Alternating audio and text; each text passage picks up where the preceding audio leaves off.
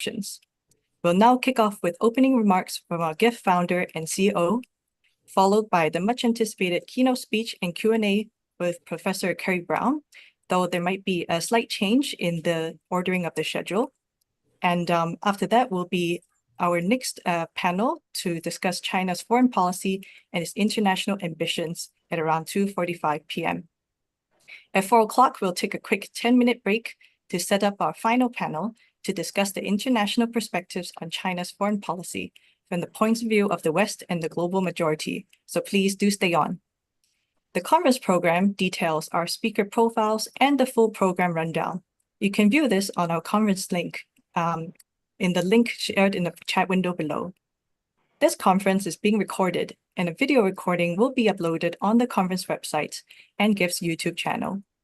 Without further ado, I'd like to welcome Mr. Chandran Nair, founder and CEO of the Global Institute for Tomorrow. He'll give you his opening remarks. Over to you, Chandran. Thank you, Renee. Thank you so much. Hello and a warm welcome to everyone to the conference. Delighted that you could all join us today. My name is Chandran Nair. I'm the founder and CEO of the Global Institute for Tomorrow. The Global Institute for Tomorrow is a Pan-Asian think tank. We have 2 offices based in Hong Kong and in Kuala Lumpur. Today, I'm speaking to you from our offices in Hong Kong. Wherever you are in the world, I hope you're keeping well. And I'm conscious that we have people from all over the world joining today. We have people from Australia, Southeast Asia, India, Pakistan, Japan, Korea, China, and of course, Hong Kong. And at the same time, I'm delighted that we have all people who have tuned in from the Middle East, Africa, Europe, and dare I say, even a few from North America. So good day to all of you, and thank you for joining us. This conference series is part of something that we are doing for the second time in conjunction with partnership with the Commissioner's Office of China's Foreign Ministry for Hong Kong and the Special Administrative Region. We are honored and privileged to have this opportunity to engage and curate such dialogues. The conference series this year is called The World in 2050 and the Impact of China and its next stage of development and influence around the world. The first conference, which was held about 2 months ago, looked at China's economic prospects and its global impacts. We had a keynote speaker, Dr. Keyou Jin, who spoke about China's economic impacts around the world. And we had 2 extremely engaging panel discussions as well. Today is the second. Today's conference is called China's Foreign Policy Agenda, Building a Community with a Shared Future for Mankind. I'm delighted that we are able to host this. And as my colleague Renee just said, delighted that we have such a distinguished and diverse group of speakers representing almost all parts of the world and different thoughts, different perspectives, and dare I say, different histories in terms of the relationship with China. So what I'm going to do right now is invite our keynote speaker, the very distinguished Professor Kerry Brown, who some of you may know, but if you haven't, I would urge you to find out. Professor Brown is the Professor of Chinese Studies and Director of the Lau China Institute at King's College in London. He's an author and the former First Secretary at the British Embassy in Beijing, thus a former diplomat as well. If you like to know a bit more about Professor Brown, please go and Google him. But I would highly recommend his latest book called The Great Reversal, Britain, China, and the 400-Year Contest for Power. An excellent read. So without taking up much more time, Professor Brown, the floor is yours. If you could take 20-25 minutes to share your views with us, then I will, with your permission, entertain a few questions, and then we'll close it in about 30 minutes. For all of you out there, if you have questions, please post it on the chat box, and we will try our best to get those questions answered. If not by Professor Brown, then later on by the panel. Professor Brown, over to you. Thank you. Great. Thank you very much. I'm very grateful for this opportunity and to be included in this important discussion. It's obviously a discussion about China's role, which is a global one, although it relates to one particular country, and one which is creating, I suppose, all sorts of kind of discussion and problems because of, I think, a lack of a kind of framework. There are two things that I suppose initially I'll use to frame my comments. One is the issue of what kind of power China is, and that's about the nature of China itself and its politics and how we make sense of that in the world. And the second then is, the kind of great uncertainties, which are not just about China, but in the wider world. Just to begin on a more positive note, though, one of the curious things about where we are now is if you think of the existential issues that face humanity at the moment, and they are outlined in a book by an Oxford academic called Toby Ord. I think it's called The Precipice. He talks about things like global warming, climate change. He talks about artificial intelligence. He talks about will humanity run out of food, sustainable, kind of material existence? And then he talks about nuclear proliferation. In principle, on those four issues, in principle, we mostly agree. I mean, that's the weird thing. There isn't a big disagreement across the major players on the planet, United States, European Union, India, China. There's no disagreement that the environment is an extremely important thing.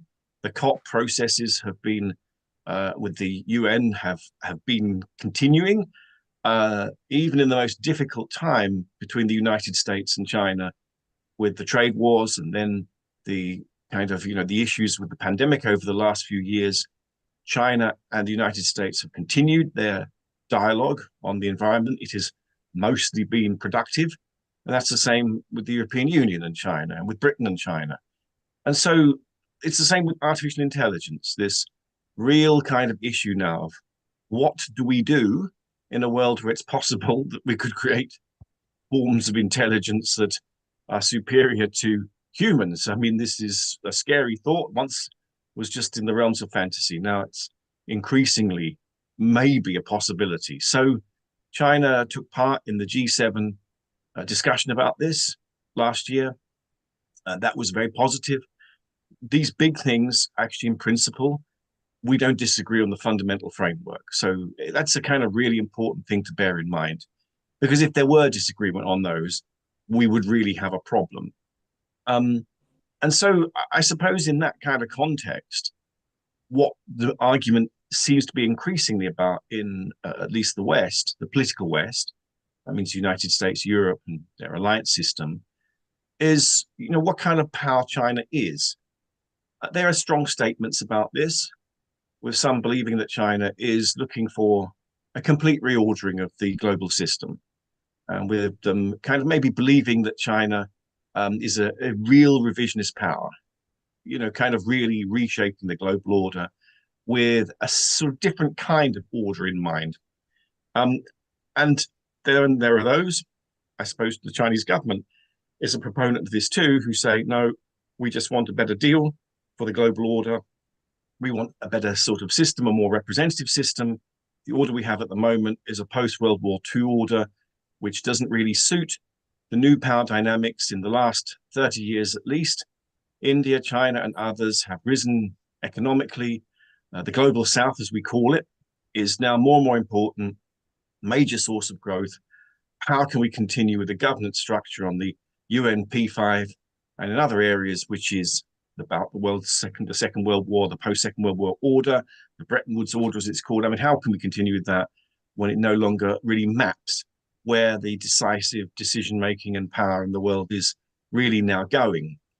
I mean, it's really a question of us trying to position ourselves on a spectrum. Whether China is trying to remake the global order, I mean, the evidence is at best ambiguous. Every day we see reports saying that China is doing things in investment, things in debt trap diplomacy, things like this. These are often interpreted, therefore, as decisively proving it is, therefore, a revisionist power. However, if you look at its deployment of military, if you look at what it actually does beyond its borders, it's not so straightforward. As far as I can see, since 1979 and the brief conflict with Vietnam, China has not deployed its forces beyond its border.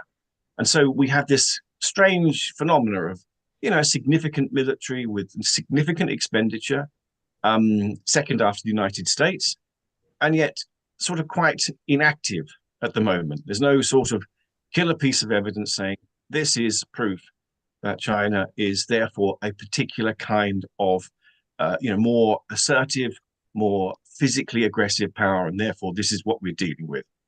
So I think at the moment, if we're fair-minded, we have to reserve judgment about what sort of power China might be, but with an understanding that as of today, it seems to me to be a power that accepts some parts of the current global system and works within them, and obviously contests others.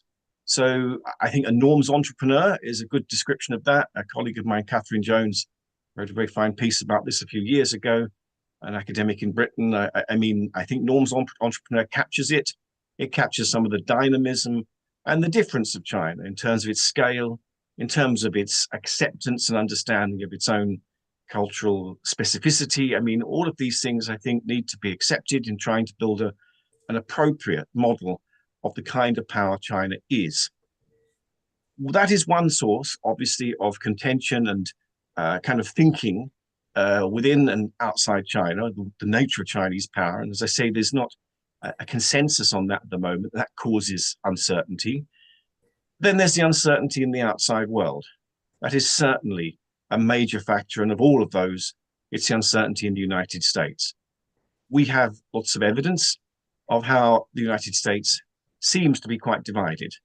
I don't think that it's divided in such a dramatic way that it might fall into complete and outright civil war, though, there are certainly plenty of people who are anxious about a contested election in November on either side and what would happen about that. What we have seen in the last 8 years are lots of surprises in American politics that people didn't really expect. Many people didn't expect the success of Donald Trump in 2016 in the election. I remember the feeling of shock.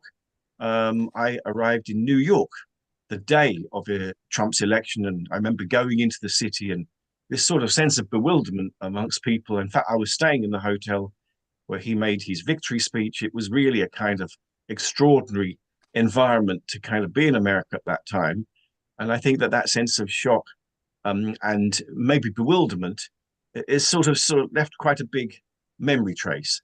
Of course, today with the election, we've had lots of unexpected changes, the withdrawal of one of the candidates, the kind of unexpected so far success of another candidate, the awful assassination attacks on one of the candidates, Trump. I mean, just unprecedented levels of kind of contention and violence, which really are hard to understand. So this unpredictability casts a shadow over everything. It casts a shadow over geopolitics. We don't know what sort of approach America will take in the next year, because we don't know the outcome of the upcoming election. It's on a knife edge. And so it creates extreme uncertainty. And of those, probably the biggest two uncertainties are, one, the nature of American politics domestically in the year or so ahead. I mean, in real sense that there could be huge social conflict and political conflict within America. And secondly, America's commitment to the international security system. Will it stay committed to Ukraine? Will it stay committed to its alliance system with NATO? What will it do, for instance, over the security situation in the Asia Pacific? Will it continue just wanting to do better trade deals? Will it continue doing things with North Korea? Will it continue to sort of have a transaction approach, or are there going to be a completely different approach where it will want to take a bigger security role or a different security role? Lots of uncertainty. So when you put the uncertainty of what to think about China, the uncertainty of what the international situation is, and then finally we add an issue that impacts on us all, and that is the global economy. It's pretty clear that China's economy, I was only there 2 or 3 weeks ago. I mean, I don't really, so it's difficult to make an assessment of whether the Chinese economy is, kind of in real problems or whether it's going through a big transitional change. All I know is that in the last 50 years, it's been very hard to predict what China would do. But on the whole, the optimists have usually had the slight edge over the pessimists. There's usually been a plan when things have really happened in 2008, in 1997, 98, during the Asian economic crisis, and then before, after 1990, kind of these inflection moments, China usually found answers, and they were usually about certain types of reform. The Daojiong Zha reforms in 1998, 1999, the Deng Xiaoping Southern Tour in 1992, in 2008, the big fiscal stimulus. I mean, at the moment, we don't know what the sort of outcome of the plenum in June held in Beijing about the economy is going to be. I think the assumption is that China is going to make enormous commitments to creating new technologies. It's putting something like 600 billion US dollars per year into research and development. I mean, putting that in perspective, it's second to America, but I mean, Britain, I think, is about 19 or something like 18 or 19 billion dollars a year into research and development. So, China is significantly outspending other key technology innovators and countries that have a track record in this area. That is significant, but it's a lot to do in a short period of time, and to upgrade China's whole economic model in a relatively short period of time. This has not been really attempted on this scale before, though South Korea and other powers did do similar things on a far smaller scale a few decades ago. So we kind of have a big question mark over the economic situation. That is also true in the United States and in Europe in different ways. Europe has hit its own big problems. I mean, a lot of worry about Germany and the automotive sector, which is so important. Volkswagen, one of the great successes of the last few decades, but now actually kind of really hitting headwinds. And in Britain, real concerns about whether there could be any return to anything kind of like a normal or good rate of growth. Level of debts really increasing. Kind of all of these problems create a global sense of uncertainty, and China is a major player in finding solutions to that. And so I suppose for this particular issue, what we need to find is a framework in which China is able to participate in the areas in which there is consensus and agreement in ways which are at least productive and pragmatic, while also dealing with the significant areas of difference. Those may be perceived, but perception sometimes can be extremely powerful. They may be real. We have to have a robust structure to deal with that. At the moment, the position where we stand is that the mindset might be that China has peaked, and that therefore we are dealing with kind of a problem about China not being able to deal with its issues and being kind of not particularly this is not a problem of a strong assertive China getting more and more powerful. It's a problem of a China which is kind of really unable to now deal with the next stage of its development and growth. I think that in Washington, I've been told there is a mindset that we are now dealing with an already peaked China. There are also people who talk about the importance of agitating for regime change. They're talking about a kind of, sort of going for victory. I think one article by a former Republican congressman, I think, and Matt Pottinger, who is a former Trump official, they've argued for this idea that America needs to go for a victory. Beyond the problems of totally simplifying a hugely complicated issue, I mean, this is obviously also very problematic because it is playing a game of the highest possible stakes. When Russia invaded Ukraine a couple of years ago, many talked about some potential parallels between that and China and Taiwan. but I think most people who had really any understanding of Chinese and Taiwanese relations knew that to talk about this problem in this way was probably the Russia-Ukraine way was probably not helpful, not at all helpful. All you can say is that any kind of conflict between China and Taiwan, or between China and the United States, would be a global conflict. It would impact on us all. And the stakes, therefore, could not be higher. This would not be a containable or a local situation. It would impact on global supply chains. It would impact on the global economy. It would impact on geopolitics. And it would mean that we were living in an era in which China and the United States, the two most important economies, the two most important geopolitical actors, were in conflict, open conflict. There is nothing good about that scenario. There is nothing good about even inching towards the possibility, the vague possibility of that even becoming, something that could happen. For those who are talking about America preparing for a war with China by 2027, that was some of the speculation recently I read.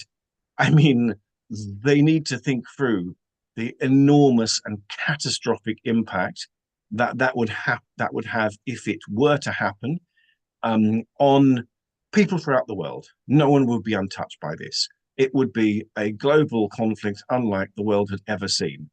And so I think we need to kind of be sober about thinking of these scenarios and actually work in a context in which there are certain outcomes that are unthinkable and cannot happen. And the conflict between the United States and China, which has, always kind of been lurking the idea that these two powers are incompatible, we have to live in a world where there can never be a possibility that those two powers would physically clash. Because if they did, there would be no way of controlling the outcome. So this seems to me to be a very clear statement, an impartial statement of why, for everyone, whether they're in Beijing, whether they're in Washington, whether they're in Brussels, London, wherever, whether in Africa, Australia, New Zealand, no one will be unimpacted by this.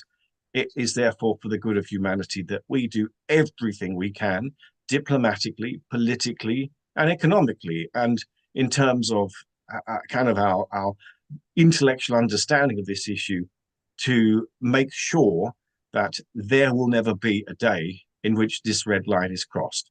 So that's going to be, I think, extremely important to bear in mind as we go forward. I think it's good that there are politicians who are aware of this extremely dangerous situation and are doing their best to speak up against it.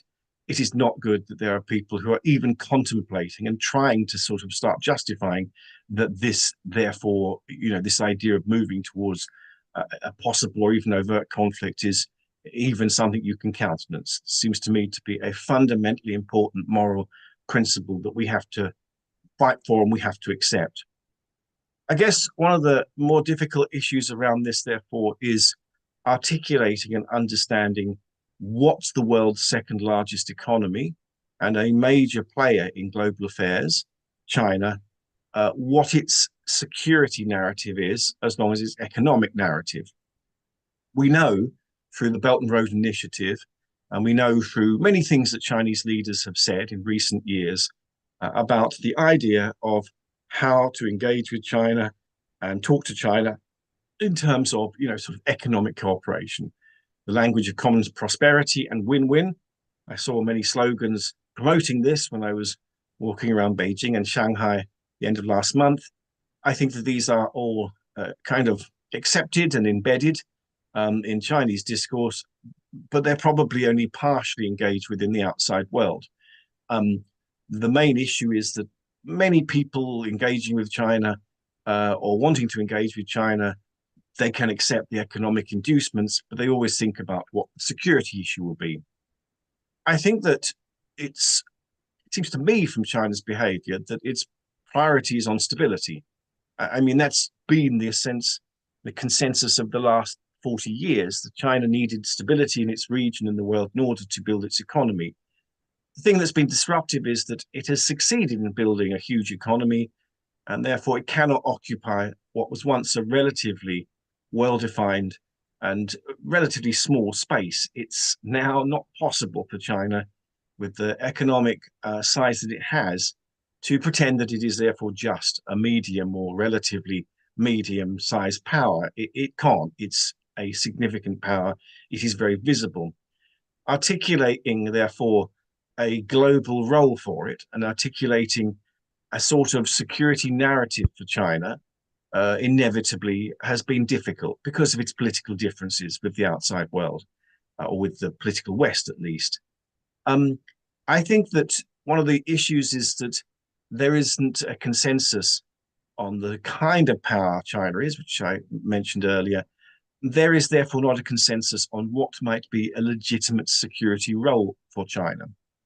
To me, this is not a kind of binary issue. It's not that China should have or couldn't or should have or should not have a security role. To me, it's more about context.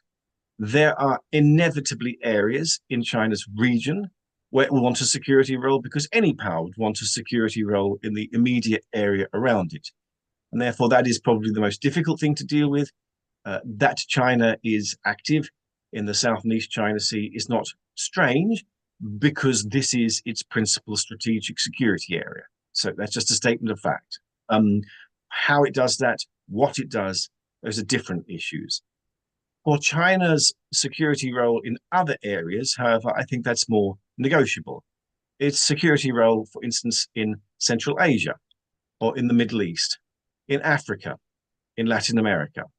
Of course, the further you get from China physically, the more kind of issues there are about what security role China might have. But China now is a global actor. It is a global investor. It has global companies like Huawei. It is not surprising, therefore, that it appears in all sorts of territories and places which were not expected. In Africa, as the big meeting in Beijing earlier this month with the African leaders showed, China is a significant player and it offers to African leaders a different sort of partnership, different understanding. This is well established. We've known this for a long time. It offers options. And the same, I think, goes for China in Latin America, although that's a newer area, but certainly Xi Jinping has been, as a national leader to that area a few times in the last decade. So China's role in the global South is very different from its role in the political West. It isn't so straightforwardly regarded as being a particular kind of problem. It's regarded as offering alternatives. It's not kind of really hitting the same issues that it hits when it deals with America or Europe. I mean, it's hitting different issues because these are not sometimes easy territories to work in, but that's a different kind of problem. China's security role, therefore, I don't think is something you can say you have to completely accept or you have to completely reject. It's something that I think we have to create a new and more flexible framework to understand. In one area in particular, which I'll finish on, the Middle East, I think China does have the opportunity to play a different kind of role.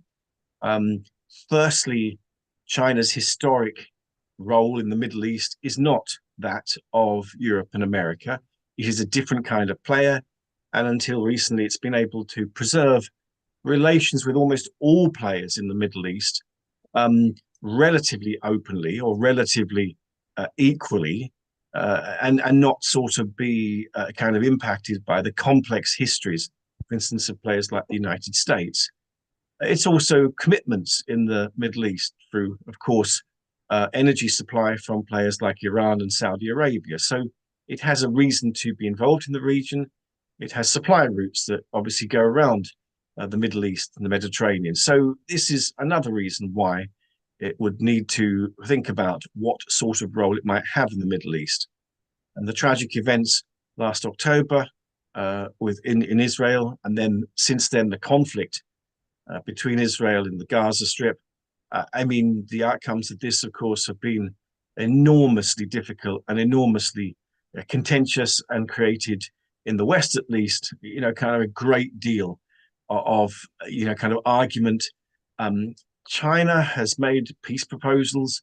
Those peace proposals have been relatively generic, But at least it's done that. And I think it's likely that in the future, we will probably see China needing to have a kind of more articulated security role in these areas, for the simple reason that, diplomacy doesn't like a void, and that I don't think traditional players in these regions now have many answers. I mean, it's pretty clear. There are no easy answers. China's commitment to the two-state solution between Palestine and Israel obviously is not something that all parties completely agree with.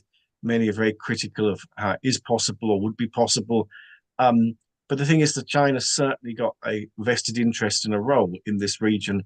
And I think it's likely in the future that that role may well increase and need to increase, and that the Chinese therefore need to think hard about what sort of role that is. I don't think it is, to me, as the world's second biggest economy, as such a major player, I don't think it is illegitimate for China to have a security role. I don't think it's going to be easy for the outside world, political West in particular, to engage with that security role, but nor can they completely reject it. That is a space, I think, for real intense discussion and understanding.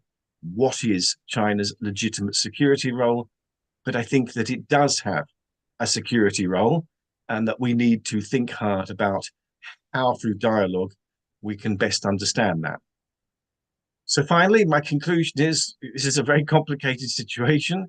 The big stuff, the high-level stuff, that's the good news. China is largely on the same page as the rest of the world, or at least the key players in the G20.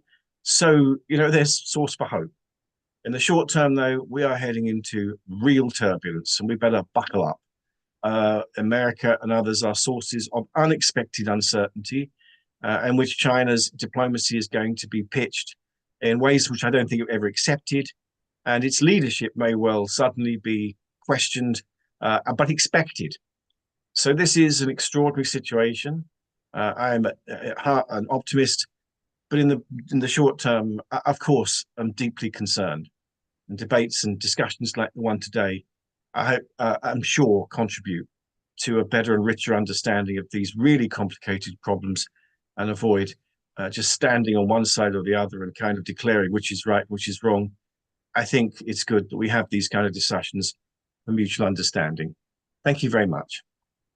Professor Brown, thank you so much. You provided what we need for a keynote speech, setting out a whole host of issues, a sweeping overview of the complexity, a plea for recognizing that a conflict of this, any conflict involving China and the West and the United States would be catastrophic, but at the same time being optimistic about the possibilities. And I am looking forward to the members of the panel, both panels, taking up on some of the issues that you have mentioned. If you have a few minutes, I'll just pose a few questions to you. That lots of questions coming up. The first one is clearly one that some would cynically say that the idea of China building a community with a shared future for mankind is not something that they can even understand or accept. So could you give a quick response to that? And the second one is, if one of your students was to ask you, so what is China's foreign policy? How would you summarize it? Wow, those are two big questions. So the first is, well, you can certainly be cynical. You can be cynical about anything, but to me, it's not sensible to expect a massive economy with the sort of role that China has to be silent. I mean, that really would be cynical. I mean, it would be cynical of all parties if China were just to sit there, not being able to say what its role might be. It is better to say what its role is, and then we have a debate. We've had that since Xi Jinping articulated the Belt and Road Initiative. I don't think the Chinese government had any choice but to say what its vision was, and the world has obviously been engaging with that, and there's been many perspectives. But I think, we can certainly be very suspicious. We can certainly be very critical. We can certainly be very embracing. I mean, we can do what we like, but we have to think through and understand these things. We can't just sort of have silence.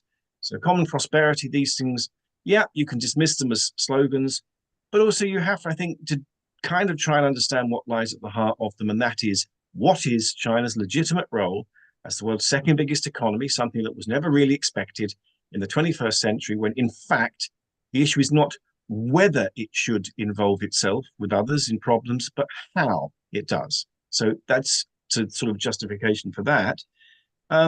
China's foreign policy, I think, is, to be honest, it's based on principles, the principles of peaceful coexistence from the 50s, the idea of non-interference. These are sort of the high-level principles. But I think it's quite hierarchical. I mean, I think it certainly gives priority to its relations with the United States. That sits at the center of many things. So in that sense, it's very pragmatic. And then it kind of has, the Belt and Road region, the Asian region around it, Europe, others. It's sort of this almost like a pecking order. I mean, that's fine. That's the way that China deals with the world. But I think, finally, it's usually been a pragmatic foreign policy. Despite the high-level principles, underneath it is mostly, okay, how can we work with people? How can we do things when we accept that there might be differences? How do we find spaces to work with each other? That has been the ethos, and I think it still is in many ways the ethos.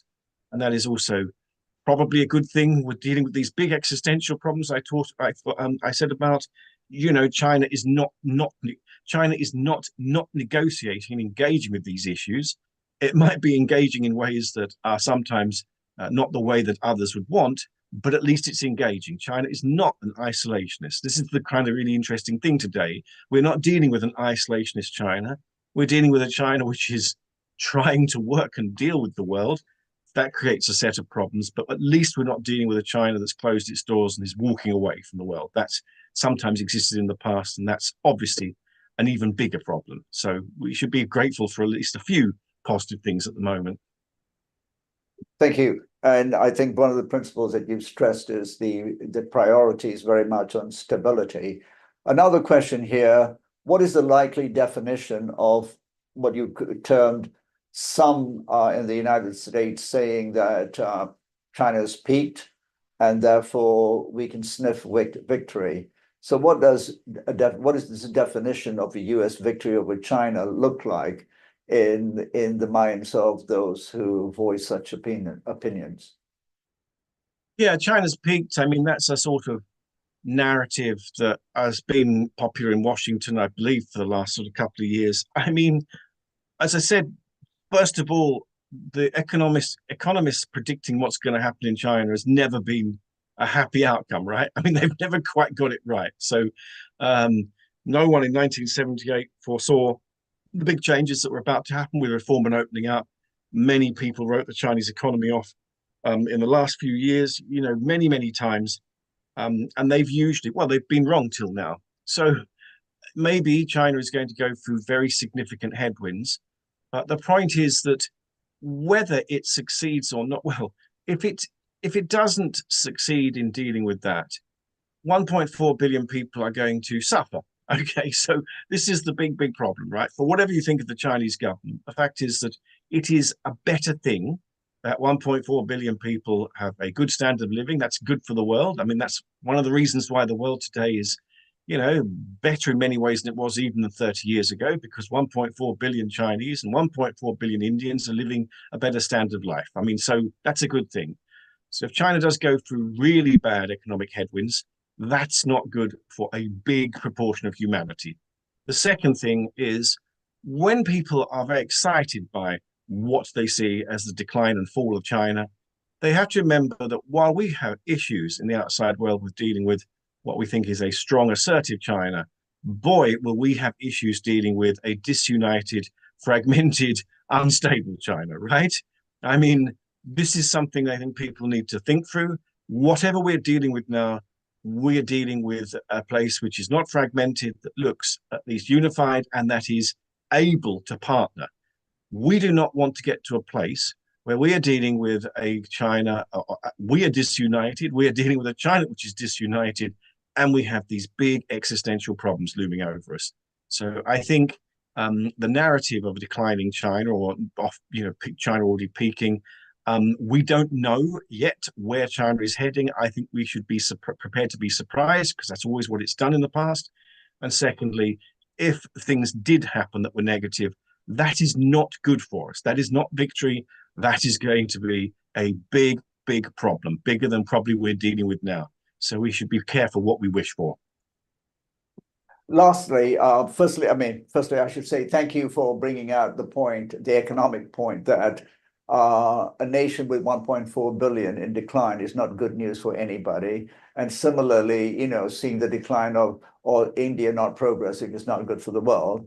But in the same vein, we all see those who see this tension as black and white, taking sides and saying, well, the US is in decline. That's not good for the world either. So I'm very grateful that you've mentioned this point. Last question, and I'm going to read it because I think it's rather nice, and I hope you can give us a quick prompt response to that. Good afternoon. My apologies for my ignorance. May I ask you in how decisions at the highest levels in China are made with regard to economic and military strategies? Is it more of a dictatorship or a collegial approach? Thank you, from the Philippines. Well, thank you. So, look, on that point, the way that decision-making in China has operated, as far as we know from the outside, is at the top, there are these broad overarching principles, which, like common prosperity, like, going for technology upgrade, these things very, very broad, which are then interpreted by other layers of government. So often people think, okay, if something happens, that is because leaders in Beijing have said this will happen. What I think really happens is that leaders in Beijing might say, within this framework, very broad framework, X, Y, and Z might happen, and then that's subject to interpretation. You can understand why that interpretation might sometimes not be what leaders in Beijing want. So I would always be very careful about saying, oh, because something happens here or there, that is because Beijing has said, yes, we want this. I think the problem is that this system often has been quite general. General commands have been given, to do this and that, and then they have been interpreted in ways which probably sometimes have caused problems. It's an old problem before even the communists came to power in dynastic China. These grand sort of statements from the leaders in Beijing. It's a very big governance system. I think just finally, one of the big things I learned from a very fine scholar about China many years ago was the problem in China is not too much governance. It's often too little. This is a system with, I think, about 8 million officials at the sort of national or provincial level, then, other state workers in enterprises, but not a big number. In terms of government, I think France, something like 30% of people work directly for the government. In China, actually, it's smaller than that. The problem in China is not, therefore, too much governance. Often the real problem is too little. And so we should remember that when we over-interpret these big sort of, events and think, right, this is because of people in Beijing saying that. I think it's just often because of interpretation and structural issues. Thank you. Professor Brown, thank you so much. I know you have a lecture to go to, so we will let you go. But I just want to say, I think the amount of questions we've received are enormous. We can't have it all, but to the people who've asked the questions, I think these will be taken on board by the next panel who have access to all your questions. But for now, Professor Brown, thank you very much. And everyone, please get his books. Excellent overview of China and really fair and balanced. Thank you, Professor. And now I'll hand over to Rennie to introduce the panel. Professor Brown, take care of yourself and have a good day. Thank you. Thank you, Kerry, for your thought-provoking speech and answers, and your call for mutual understanding, which sets the stage for our panel discussions this afternoon. Now, on to session 1, China's foreign policy and its international ambitions. Chandra will be moderating this panel, and we are delighted to have Dr. Tim Summers, Professor Zhang Jian, and Professor Warwick Powell on our panel today. If you have any questions for our panelists or the moderator, please enter them in the Q&A box below.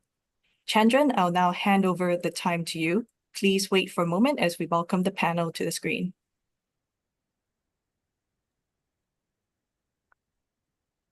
Thank you, Renee, and to the panelists. I feel, shall I say, slightly inferior with all the academic titles of our three panelists here, but I'll try and hang with you all. So, firstly, Professor Tim Summers is Professor, Program Director of the Masters in Chinese Studies at the Center for China Studies at Chinese University in Hong Kong.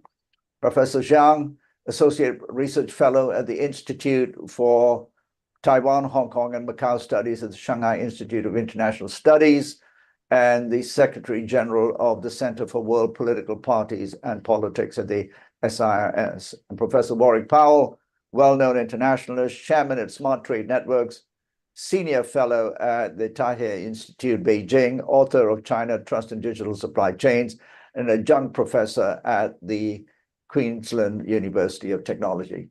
Thank you, gentlemen, for being with us and giving us your time. I think Professor Brown has laid out the big issues. I'm sure all of you will have interpretations of those things. And so what I'd like to do is to invite each of you to make some opening statements of your own in relation to the topic at hand. And then we can engage in a robust conversation and also attempt to answer some of the questions that have been asked. So can I first invite Dr.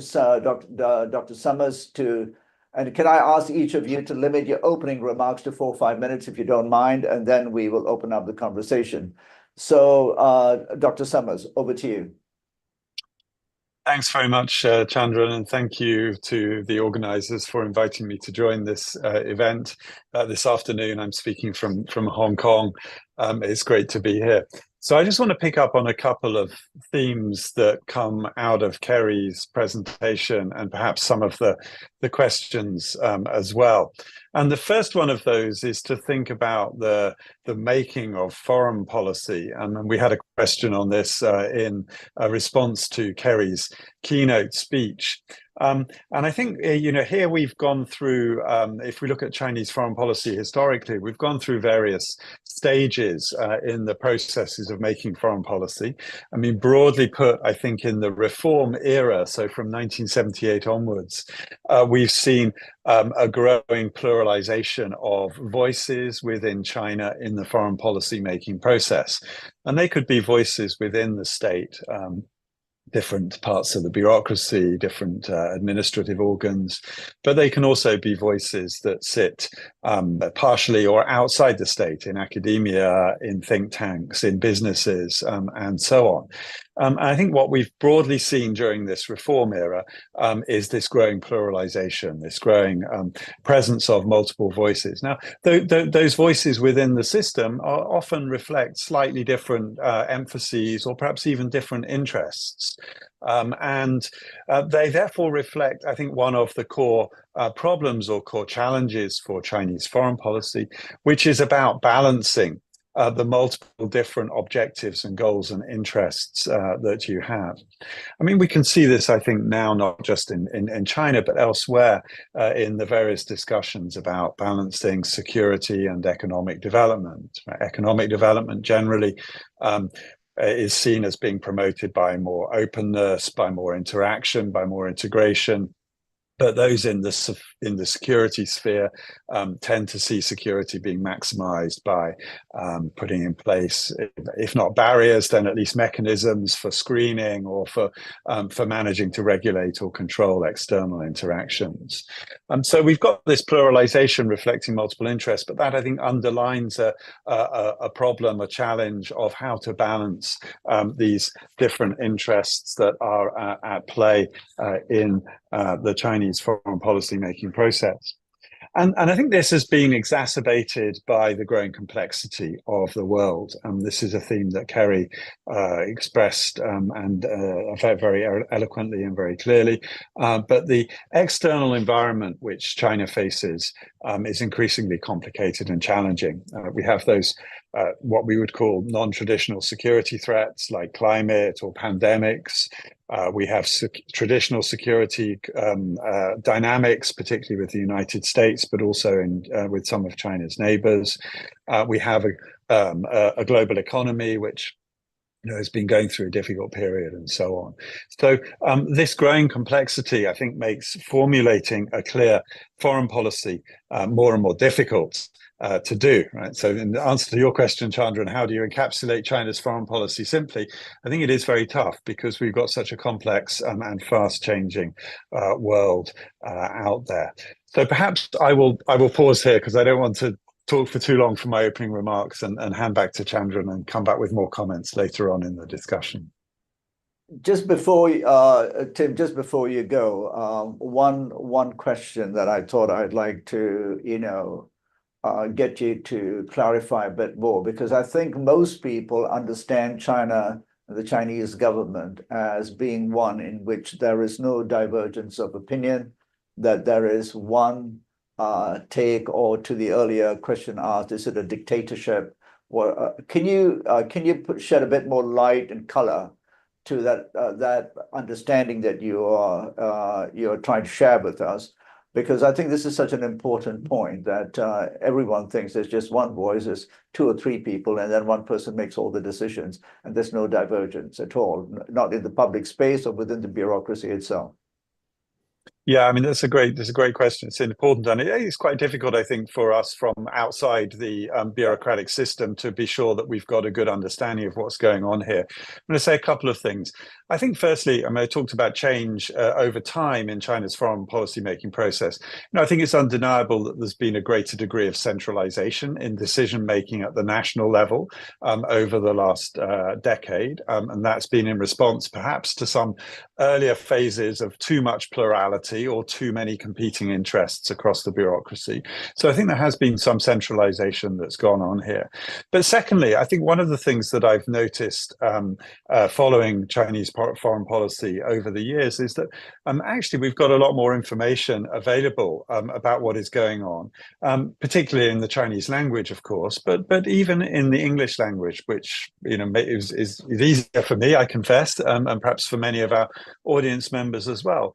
And you can see through people producing translations, through Chinese academics who are writing and publishing in international journals overseas, you can see, I think, some different perspectives and approaches, whether it's different theoretical frameworks, whether it's some of the debates that have been in the Chinese foreign policy community over the last decade or so about China's approach to alliances, China's approach to concepts of international responsibility or responsible stakeholder that have been developed in the US in response to China's foreign policy, or even in more recent instances such as the Russia-Ukraine conflict, where I think we've seen some different perspectives and some different emphases among Chinese academics and those commenting.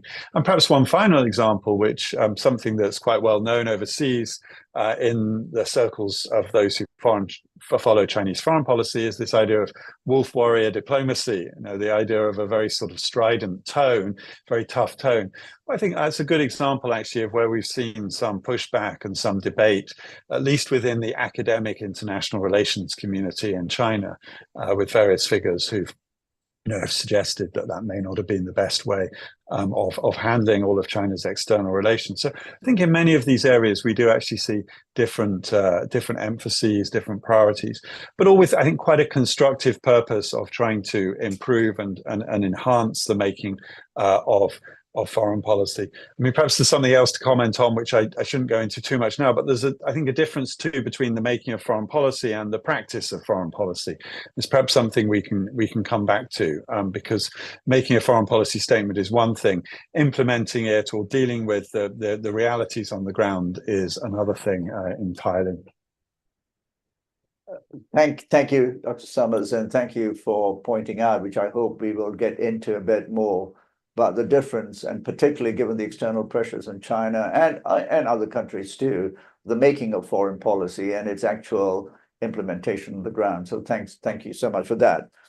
So now we'd like to hear from Professor Zhang, who's Chinese, a Chinese academic, someone who has, I don't want to put words in his mouth, but who probably has a bit of an insider view and a look and experience to share his thoughts. So Professor Zhang, over to you. Thank you very much for being with us. Thank you, Chairman. Good afternoon, everyone. I'm Zhang Jian from Shanghai Institute for International Studies, a think tank founded in 1960 based in Shanghai. Thanks to the invitation of the Global Institute for Tomorrow, a young and promising think tank. It's my honor to have this chance to talk about my viewpoints about China foreign policy. In fact, at a great power with long history and deep civilization, just a few words, even this afternoon's discussion is not to understand China's foreign policy. Since the founding of the People's Republic of China in 1949, China's foreign policy is changing, particularly in recent years. With its rise and power growing, China is approaching to the center of the world. It presents new characteristics, and China's ambition is changing. Just now, Professor Kerry Brown mentioned China's foreign policy is facing unprecedented new challenges. Undoubtedly, China's foreign policy not only faces challenges, but also faces many changes. China is making efforts and taking measures to adapt to changes and deal with the challenges. So China and the CPC's foreign policy is a dynamic variation. My viewpoints about China foreign policy just very small features. My viewpoints as follows. First, China's foreign policy's main purpose is to provide a sound external environment for economic development, which is an important aspect of understanding China's diplomacy. Safeguarding and protecting Chinese national interests is another China's foreign policy's purpose. China makes great contribution to the world's economic development and peace protection, but some countries see the rise of China as a geopolitical threat and choose their national security challenge. China government has no China first to sacrifice other countries' interests. It begins at home. 2 months ago, the third plenary session of the 20th Central Committee of the CPC pointed out that geopolitical conflicts are becoming more acute. Undoubtedly, China government is concerned about the spillovers from the Russian-Ukraine war, crisis in the Middle East, and China-US tensions. The third plenary mentioned that despite various uncertainties and even stormy waters ahead, the general direction of human development and progress will not change. Second, my viewpoint is storytelling is an important message and is also an important way to understand China's foreign policy. Storytelling is China's foreign policy's narrative. For the most part, China is presenting itself as a positive and responsible great power. Host diplomatic events at home is one of the important ways to tell China's story. China attaches great importance to develop relationships with global South, Pacific Islands countries, and important period countries, particularly to develop China-Africa relations. 2 weeks ago, the Beijing summit of the Forum on China-Africa Cooperation was held in Beijing.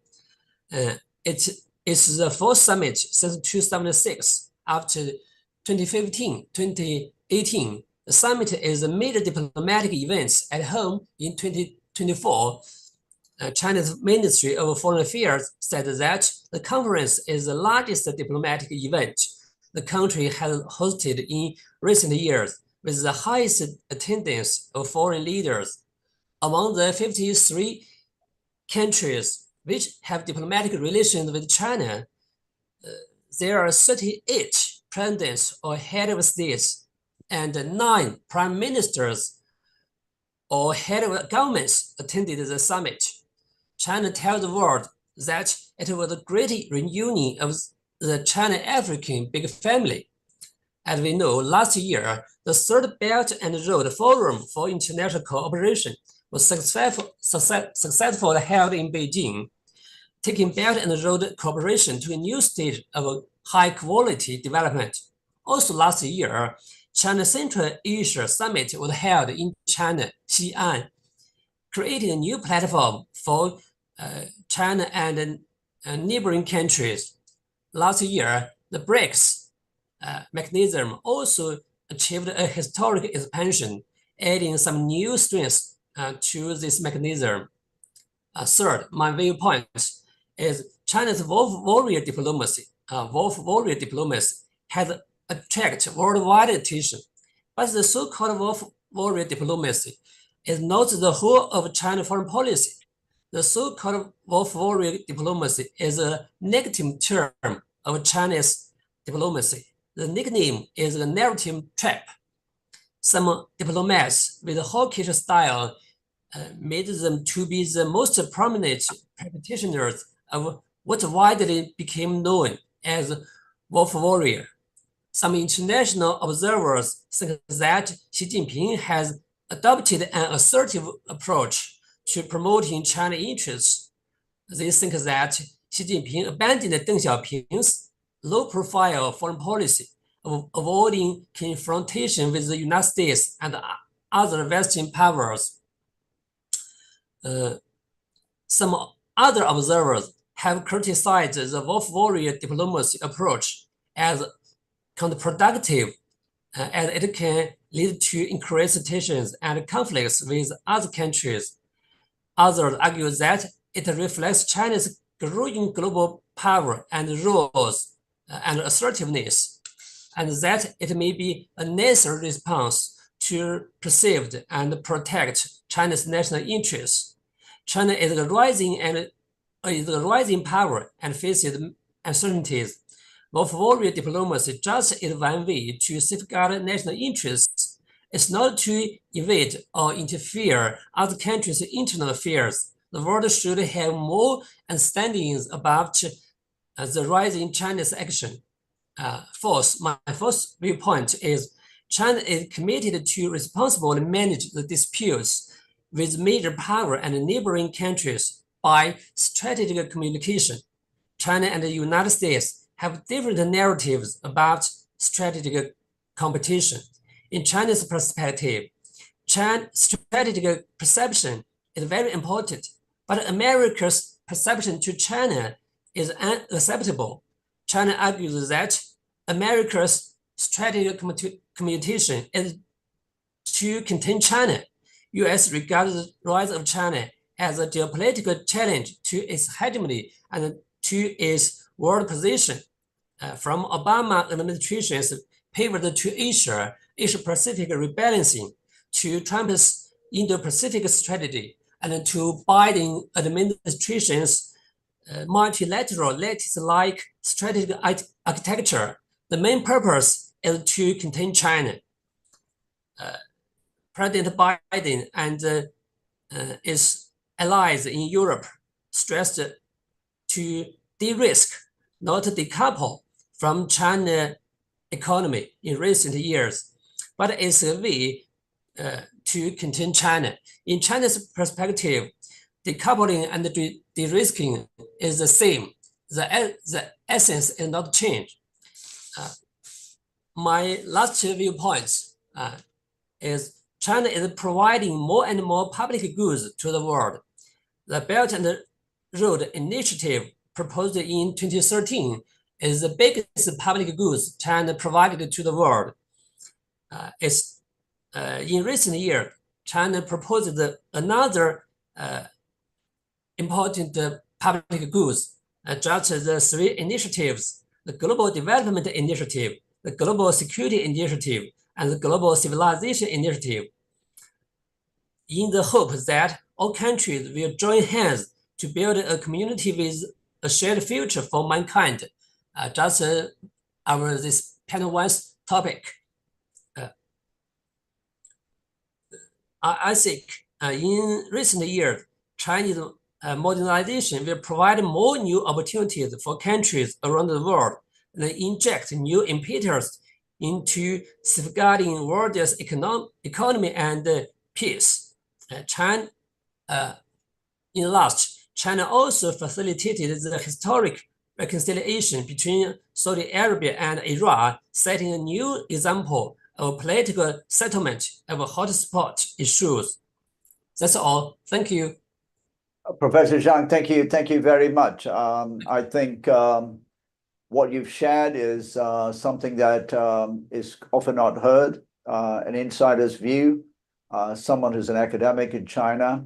And I particularly liked your point about this topic of the wolf warrior, which I'm sure we will get into, and how that's being discussed and how it has been positioned around the world. But you clarified it's not representative in terms of what China's foreign policy is. So before I go on to the next, to Professor Powell, I would like to ask one question.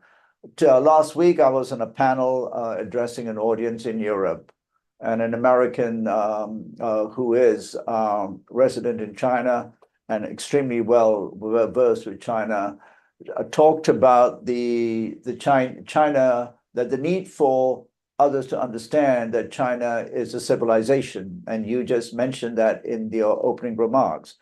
Can you just, perhaps for others to understand, just talk a bit about how do you reference the civilization issue in relation to Chinese foreign policy? Thank you.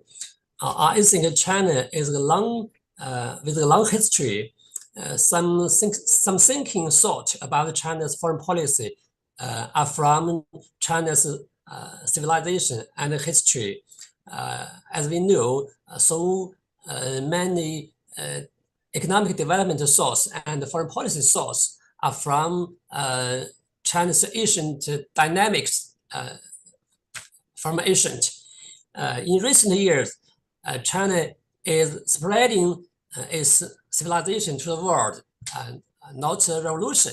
It's civilization, not a revolution.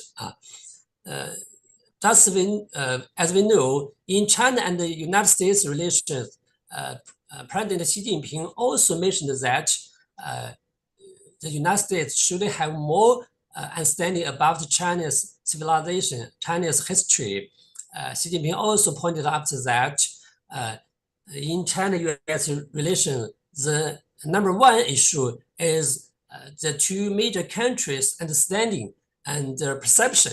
But the United States and other countries have many misperceptions to China's foreign policy, to China's foreign policy ambition. So I think the civilization is very important, but the civilization is very big. It's not one or two words to speak what is civilization. If you have a chance, come to China, you can see many people, just normal people, also have some reflection about China's civilization. Thank you. Thank you, Professor Zhang. I can certainly attest to your remark that in China, where I've been in many places, it's very interesting to me to meet ordinary people who have a deep understanding of both culture and civilization. So your point is, at least for me, extremely pertinent and relevant. I myself experienced that. Now, I'd like to invite Professor Powell. Professor Powell, you've written a great deal, spoken a great deal about the issues from the Australian perspective, but also from a global perspective. You've listened to our keynote speakers, the views from Dr. Summers and Dr. Zhang. Over to you. Please share your wisdom with us, and particularly your take on this whole issue of Chinese foreign policy. Over to you. Well, thanks very much, Chandran. It's a great pleasure to be with everyone today. And it has been very informative to take on board what the other speakers have already said. It's always one of the benefits of being the last to speak, is that I get to listen in on everyone else first. Look, I'll keep my remarks brief, of course. And in response to the big question, which is, how is it that we can come to understand this issue of Chinese foreign policy? My general take is to view it through the lens of it being a work in progress. Chinese foreign policy is an evolutionary activity, both at an intellectual level as well as at a level of institution building and practical implementation. And as a work in progress, it seeks to draw from a rich history of Chinese statecraft, of philosophical thinking, as well as more contemporary experiences to arrive at a perspective on China itself as a country and as a civilization, and its understanding of how countries relate to each other in the world, and shape a framework that it hopes can lead to a pathway towards stability, prosperity, and peace. Now, this framework has a number of important distinctive features. The philosophical foundations really sees the world in holistic terms, that all parts of the universe are interrelated and that no parts are disconnected from others. In practical terms, this means that the relationships between nations and civilizations with each other are not relationships of atomic or disparate entities that somehow from time to time collide and interact with each other, but that in fact the way that a particular nation is and a particular civilization is can only be understood through its interactions with others and vice versa. So this idea of indivisibility becomes a prominent feature in the way that Chinese foreign policy and the philosophical underpinnings seek to understand the nature of our world. And we see that in the three principal documents that the previous speaker noted, which is the Civilization Initiative, the Development Initiative, and the Security Initiative, all of which seek collectively to articulate a conceptual and philosophical framework towards this question of Chinese foreign policy.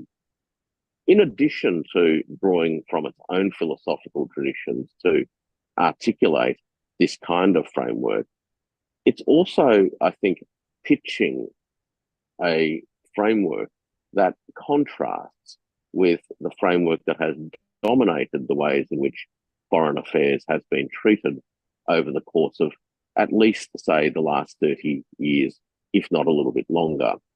And I'm talking about the era of unipolarity and the particular liberal discourse of the rules-based international order that has tended to dominate the ways in which foreign relations has been conceptualized and the institutions and the practical outputs of foreign relations practice during this period of American unipolarity. So the Chinese approach seeks not only to draw on its own deep philosophical traditions, but in doing so actually puts forward a framework that contrasts quite substantially with the approach that has underpinned the rules-based international order. Perhaps I'll leave it at that, but I just wanted to, I guess, really hone in on this conceptual foundation, which is the sense of holism and the interrelatedness of all things as the starting point, rather than the idea that the world is comprised of fragmented atoms that somehow bump into each other from time to time. Professor Over Powell, to you, Chandran. Professor Powell, thank you very much. I have two little questions to ask before I open up the discussion and then Q&A from the floor as well. Do you think this philosophical underpinning that you talk about is actually understood in the other centers of power? That's the first one. Or dismissed as the musings of academics and others, or just Chinese thinking Chinese? And the second is that you have talked about the rich history of trans-civilizational interaction before Europeans that the Chinese hold to. I wonder if you could just, give us a bit more clarity on those 2 points. Thank you. I think this idea of holism is actually a conceptual or philosophical struggle point for many who, I guess, are comforted by the the European intellectual tradition that has very much been built on the Descartesian dualism that has been around for the last 500 years or so. The idea of holism and the integrated interrelatedness of all parts as your starting point has actually not been part of the Western philosophical canon for a long time. So I think it is a difficult starting point conceptually, philosophically, and ontologically for many in the West to get their heads around. There is, of course, a Western philosophical tradition that predates the Descartes or the Cartesian revolution that does have a lot more of these holistic notions. And perhaps if the West was able to reach back beyond Kant and beyond Descartes, they could find within its own philosophical canons some of the threads of this holistic thinking that can open up different ways of thinking about the interrelationships between peoples and nations. And of course, not just the interrelationship between peoples and nations, but the interrelationships between all things, including the relationship between people and the natural world in which we are embedded. So I think that that's the first thing. The extent to which the ideas are dismissed, I think, really comes down to a refusal to accept that it is possible for there to be alternative views of the world. And that comes largely from a Western millenarian tradition that has framed the world in terms of good and evil, whereby the West is the bearer of the civilizational impetus of history and has both a right and an obligation to impose its version of the world onto everybody else. I think that particular approach has come up against a bit of a rock, and that rock, of course, is China on the rise. Thank you, Professor Powell. For those of us who study these things or are keen observers, I think you've hit on something that I have thought about often or discussed, but not been able to articulate as well as you have. So I think there's something here that is really important. It's almost as if we're talking across purposes, the two blocks of power, the different ideologies, the different histories, but also the different philosophical underpinnings. So let me open up and invite first Dr. Summers. Would you like to comment on the philosophical underpinning, the civilizational issues, but also then perhaps talk to us, Tim, about the sitting in Hong Kong and looking at how the interpretation of China's foreign policy is manifested in terms of the relations between China and how Hong Kong is caught in between and the rest of the world.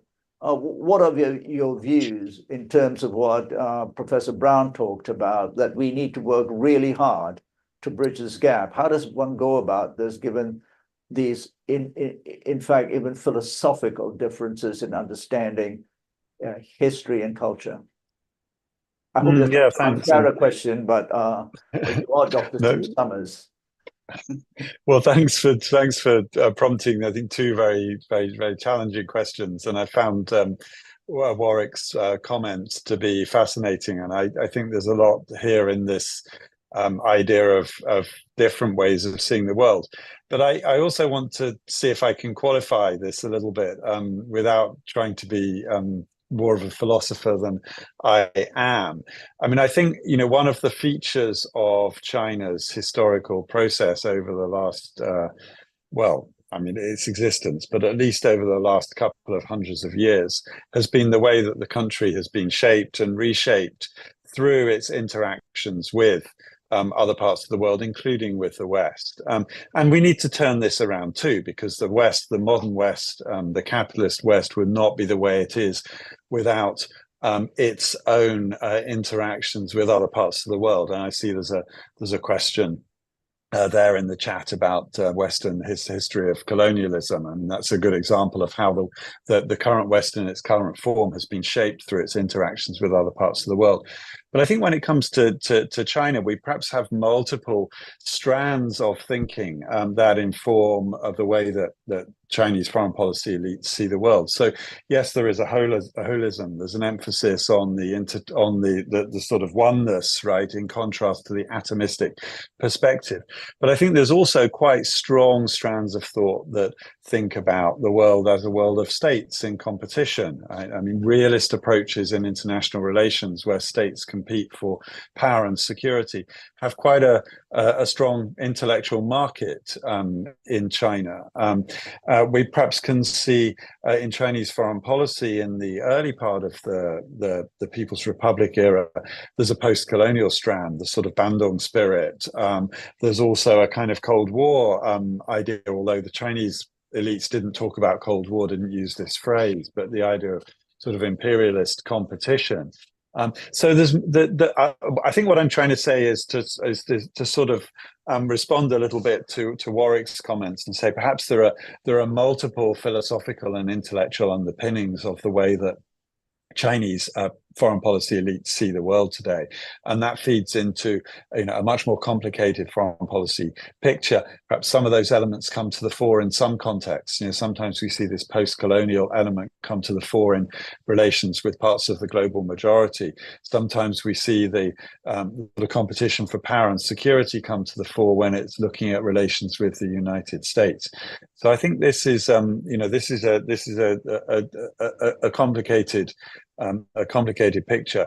But perhaps also I was just wondering when you asked about how to bridge the gap, I think highlighting difference is important because there are differences. There are different historical traditions, cultural assumptions, experiences, and so on.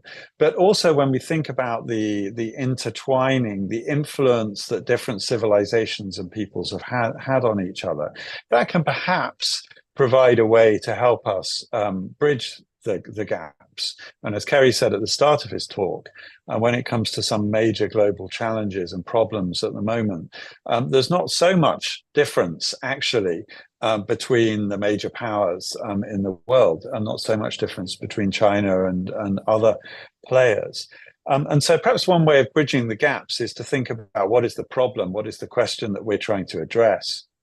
And if it's a question that's a global question about global challenges, about the future of humanity on this planet, then there ought to be ways of bridging those gaps that are much easier than if we are focusing our attention and our questions on what our perspectives are or what our national interest is in different contexts, which somehow tends to lead us down a path of highlighting difference, of highlighting competition, and of highlighting conflict.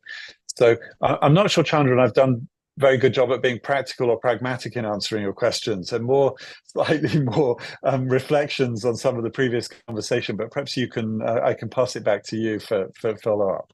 No, thank you, Tim. You've been intellectually robust, and I think this is what we require. Because as you and everyone else knows, these are complicated issues. The nuances need to be understood, and all we're trying to do in this sort of forum is bring that. And I think your answer at least helped me a great deal to kind of understand. There's no cut and dry answer to these. So thank you.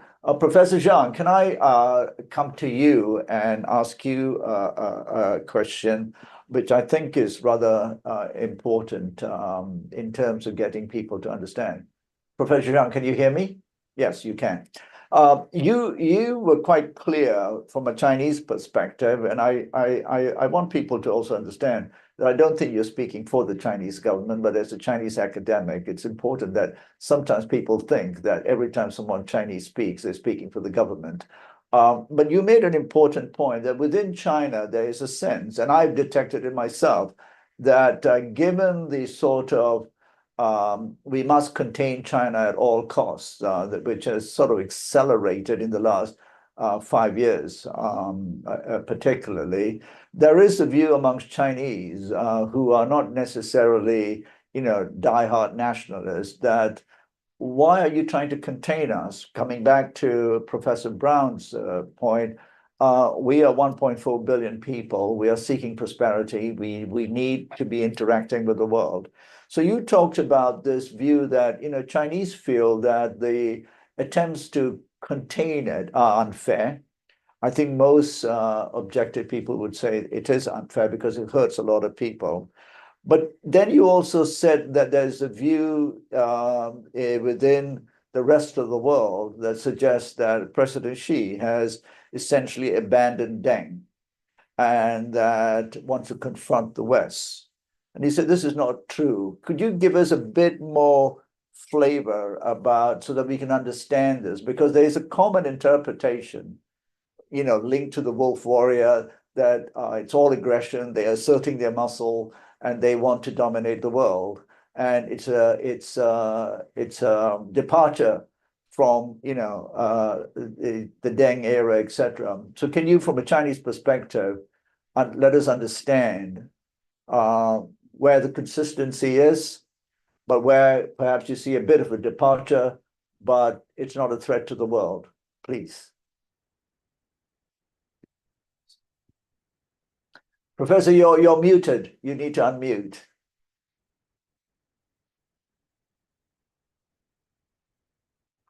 We can't hear you.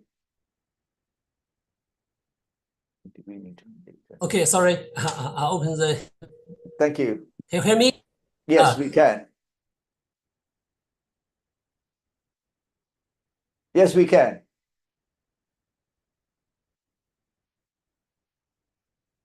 He's muted.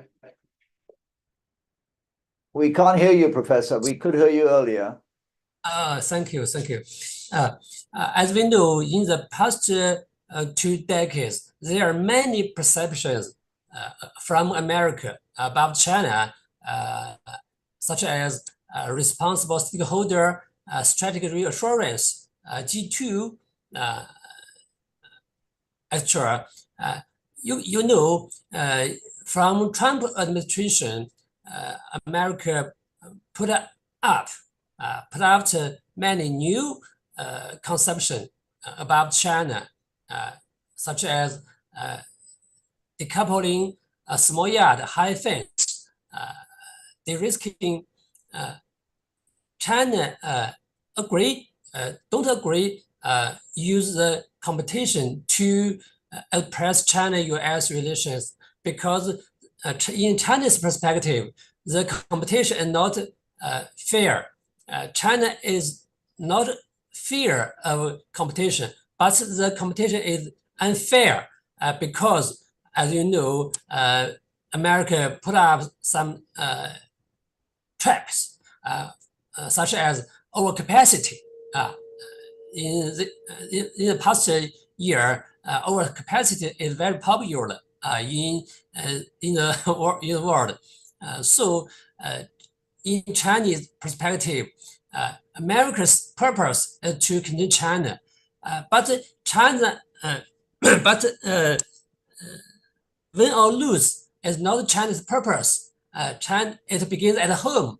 China is making efforts to deal with China's internal affairs, including economic development, social stability, and Taiwan Strait. So, in China's perspective, the containment is not China's acceptance. But in the past several decades, America's foreign policy to China, engagement as China's in China is very popular. So between engagement and containment, in China's perspective, engagement is China's choose. The second question is about China's foreign policies, whether abandon low-profile foreign policy. As we know, in the past several decades, particularly with opening up and reforming, China's power is growing. In Deng Xiaoping era, China is very weak. Although China is a big country, but the power is very weak. So Deng Xiaoping take up the low-profile foreign policy. But with China's power growing, particularly come to Xi Jinping's take office, take power, China is becoming number 2 in economic power. China cannot hide its power. China's action in the world, just a small action can catch the world's attention. So it's not China change its foreign policy about low profile. It's just the world is changing. China is changing. So the world's understanding about China's foreign policy is changing. Thank you. Thank you, Professor. A really good reminder that China's foreign policy is changing because China has also become a superpower. And during President Deng, it was much weaker. And of course, even me living in Hong Kong, when Hong Kong gained its, went back to the sovereign in 1997, I think Hong Kong's GDP as a part of China was something over 25% or 27, somewhere between 25 and 30. Today, Hong Kong's portion of the GDP is less than 3. So, as you said, because China became so big, any action taken by China had global implications, and people had to understand that. So that's a really good reminder. And the issue of embracing China as well, and if we lived in a world when there was more openness, I was just I read a report today that the American basketball player Stephen Curry is in China at the moment, and he is so popular that everywhere he went, crowds essentially gathered that they had to cancel quite a few of his tour. He wanted to go to Xi'an, I believe, and they had to cancel it because they were afraid there'd be riots trying to embrace Stephen Curry. So that's the world we look forward to, in which we can all participate in the positive things. And I like your point about China doesn't want to define its relationship with the US through simply competition. Professor Powell, there's a question for you here. For everyone who sees the essence of the international relationships, how do you think we should prepare to deal with the coming possible conflicts? It seems to presume a conflict is inevitable. I think Professor Brown said, don't even think about it, don't even entertain it. But here's a question that suggests that there is a coming conflict. Do you think these conflicts are far away, or are they just around the corner? And to that, I may just add my little prompt as well. Living in Australia in the Asia-Pacific region is probably seen as the strongest ally of the United States. And part of, if I could say it, part of the containment, and with AUKUS and those arrangements, which has drawn a lot of concern, not just in China, but across Southeast Asia as well. Could you care to comment on those points, please? Yeah, with pleasure, Chandran. Let's put this into a little bit of historical context, because this is actually part of the ways in which China has come to understand not only itself, but its relationship with the world, and how others in the world seek to treat it and frame it. If we go back 130, 140 years or thereabouts, and I mean into the period after the Opium Wars, what we saw was a dramatic influx of missionaries, Christian missionaries, Protestant missionaries, predominantly from the United States, heading into China in the late 1800s, with a clear view of proselytizing the Christian message so as to transform China. Now, it achieved significant success heading into the 1910s and 1920s, so much so that the Republican government of the time became heavily influenced by the gospel of Christianity. So much so, again, that Chiang Kai-shek and his wife were baptized, and ultimately, come the early 1950s, McCarthy, in that very famous speech of his in 1951, actually described Chiang Kai-shek as fighting our war meaning America's war. And the context of those remarks was actually a spiritual war. So it wasn't just a question of a material war or a war of munitions. It was a spiritual war. So that's the first point to remember. And I think that that lesson has not been lost on most people within China. And as it draws on its rich history of its own philosophical richness, I think it is finding strength in its own depth, particularly as a reaction to what has been a historic attempt to impose Western religions into China. The second thing to bear in mind is a more recent phenomenon, and that is the post-1990 phenomenon, where the United States embarked on 3.7 military interventions on average per year. Now, during the Cold War period, 46 to 1990, the number was 2.4. So in the era when the United States was arguably at its most secure, without any peer competitor around, it actually initiated more interventions than at any other time previous. And again, that shapes the way in which other countries think about their operating environment and how they need to adapt their thinking to firstly protect themselves and to advance the ways in which they think their interests, not only in a narrow realist sense, but how those interests can be secured institutionally in the long run through the creation of transnational relationships that are far more indivisible than the realist tradition would admit. So we've got two very, very strong threads of historic antagonism directed towards China. Now, the period that people often look back to, which is this last 30 years of American engagement, now that wasn't done so because suddenly the United States became a benign player in the world. It was done so as a refashioning of the spiritual war, where the United States, post-1990, quite clearly hoped that the pursuit of neoliberal engagement with China and the entanglement of China with American global capitalism would ultimately transform China in ways that America wanted it to be transformed, in the image that America wanted it to see. Now, that entire enterprise came to an end in the mid-2010s, and eventually guys like Kurt Campbell started to write in 2018 about the Great Lament, which was that China dared defy Washington. China did not change in the ways that Washington wanted it to. And you might recall in February this year, Jake Sullivan gave a talk where he talked explicitly about the fact that the United States has spent the past few decades seeking to mold or to change China, and it failed. And it failed. Now, that is the context in terms of understanding what the drivers of conflict are. This millenarian zealotry, this belief in a spiritual mission to transform other parts of the world. If the other parts of the world aren't to be saved, then they are to be vanquished.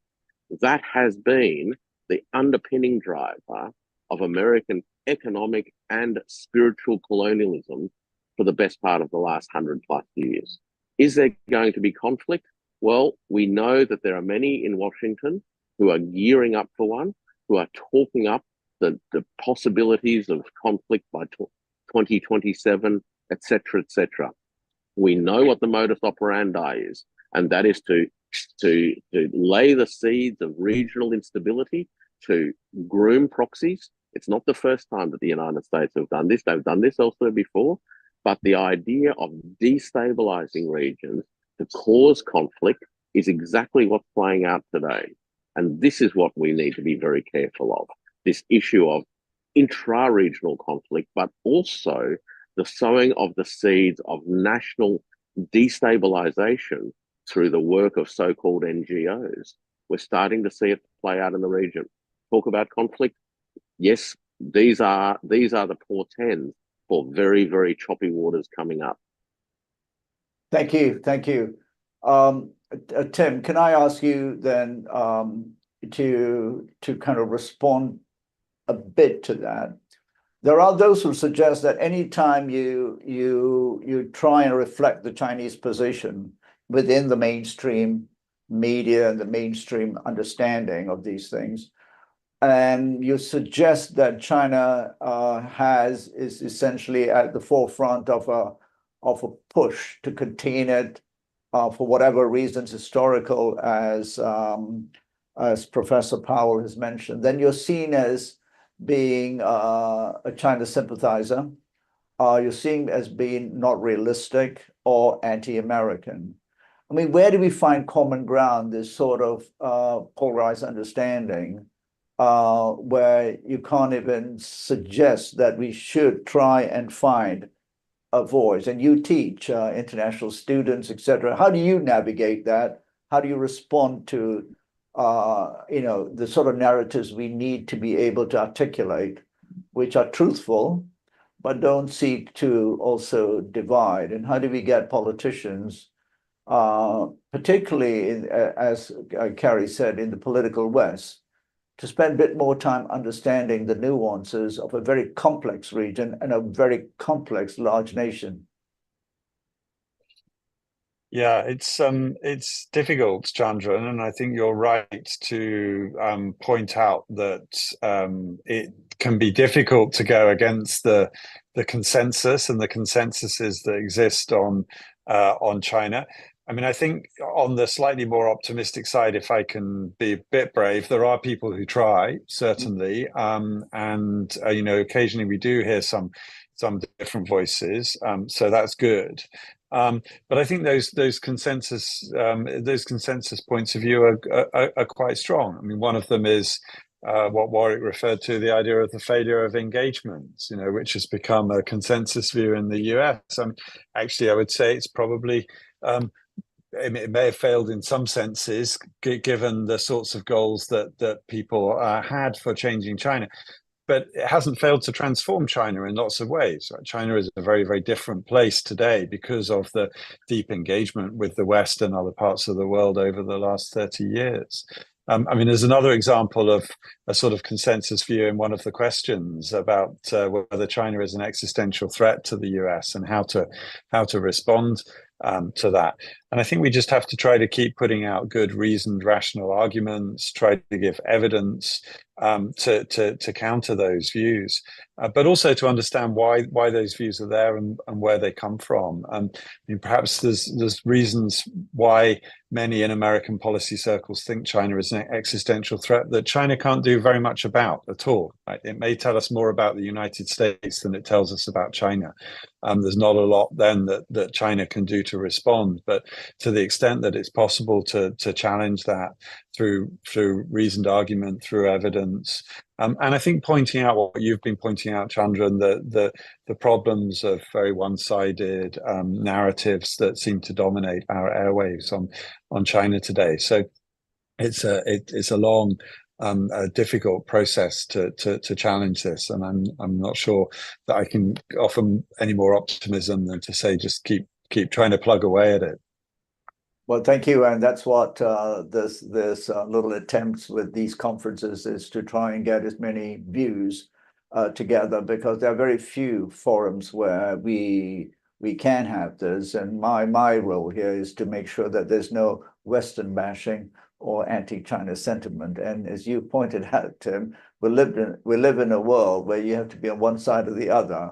And so, the brave ones, I include all three of you and our other panelists, we're trying to say it's much more difficult, but we have to form narratives and engage with people around the world. Professor Zhang, a question for you. So if you were to represent China for a little while in, say, Europe or the United States, and also advise the Chinese government, what are the two or three things you would advise the Chinese government to embrace or do differently, given what you've already said is an ongoing effort to, if I can use the word, contain it? What would you tell the Chinese government to adjust or recalibrate? What should it do? I mean, you run a think tank, I'm sure you give advice, so I hope I'm not putting you in a difficult spot. Thank you. As a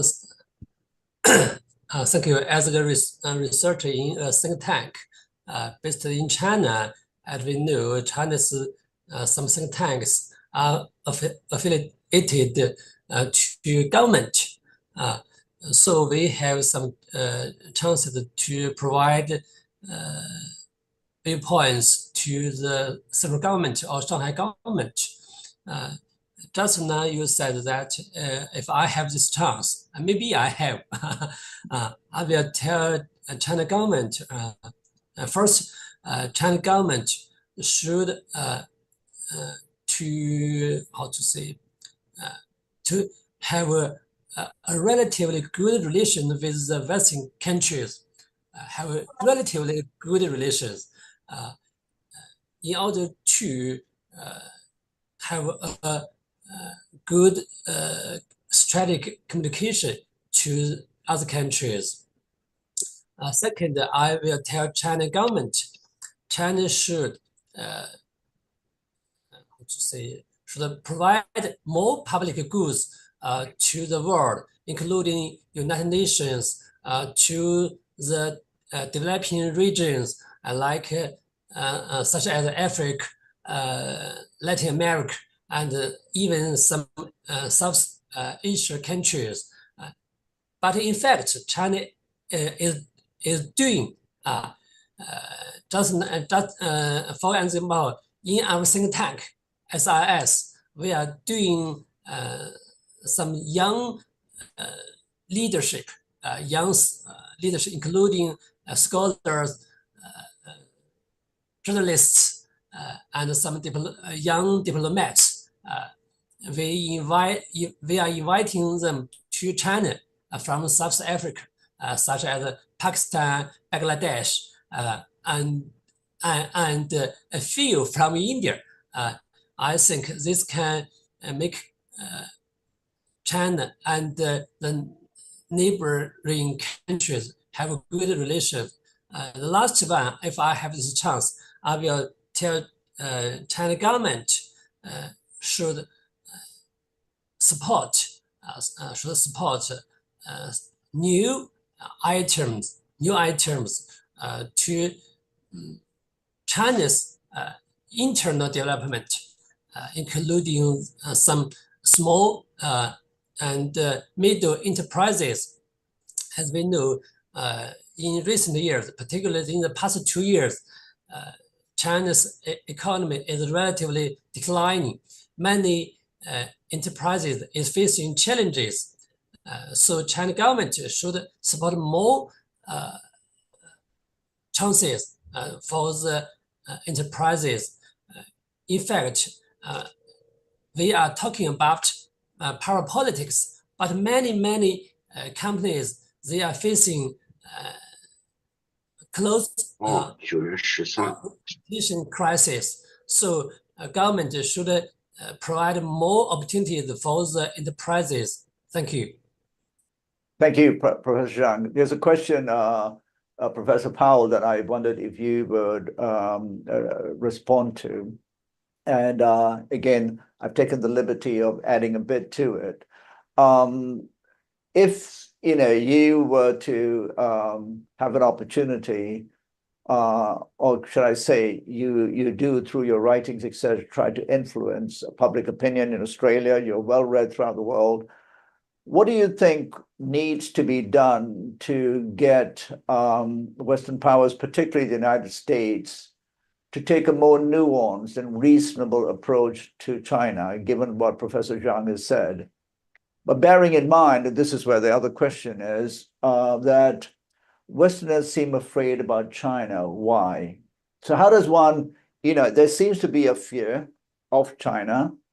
What is it? I think you alluded to in your previous remarks, but that again gets us all into sort of, trouble. You're just blaming the West, or you're not understanding the China threat. So how does one get, the political West to understand what I think Professor Brown referred to, that a confrontation is in no one's interest. A poor China is not good for the world. as would be a poor United States or declining United States. How do we talk to politicians and world leaders about this? Well, China's not going to go away. That's the first thing that people in the West actually need to get their heads around, that China is a civilization that's been around 5,000 years. And right now, in the first quarter of the 21st century, China is on the rise and has been for the past 40, 50 years. Now, that's just a fundamental fact, that wishing that China could be dealt with, that you could somehow bring it to its knees, is a fantasy that is both dangerous as it is impractical. It's dangerous because it provokes reactions that ultimately can create a spiral of hostility risk intensification, which ultimately could lead to some very, very bad kinetic outcomes. But I think the die has been cast to a large extent for many Western elites for the time being. It's a legacy of history, of course, but it's also a function of contemporary circumstances where Western elites are confronting domestic circumstances that are less than desirable. We do have challenges in Europe.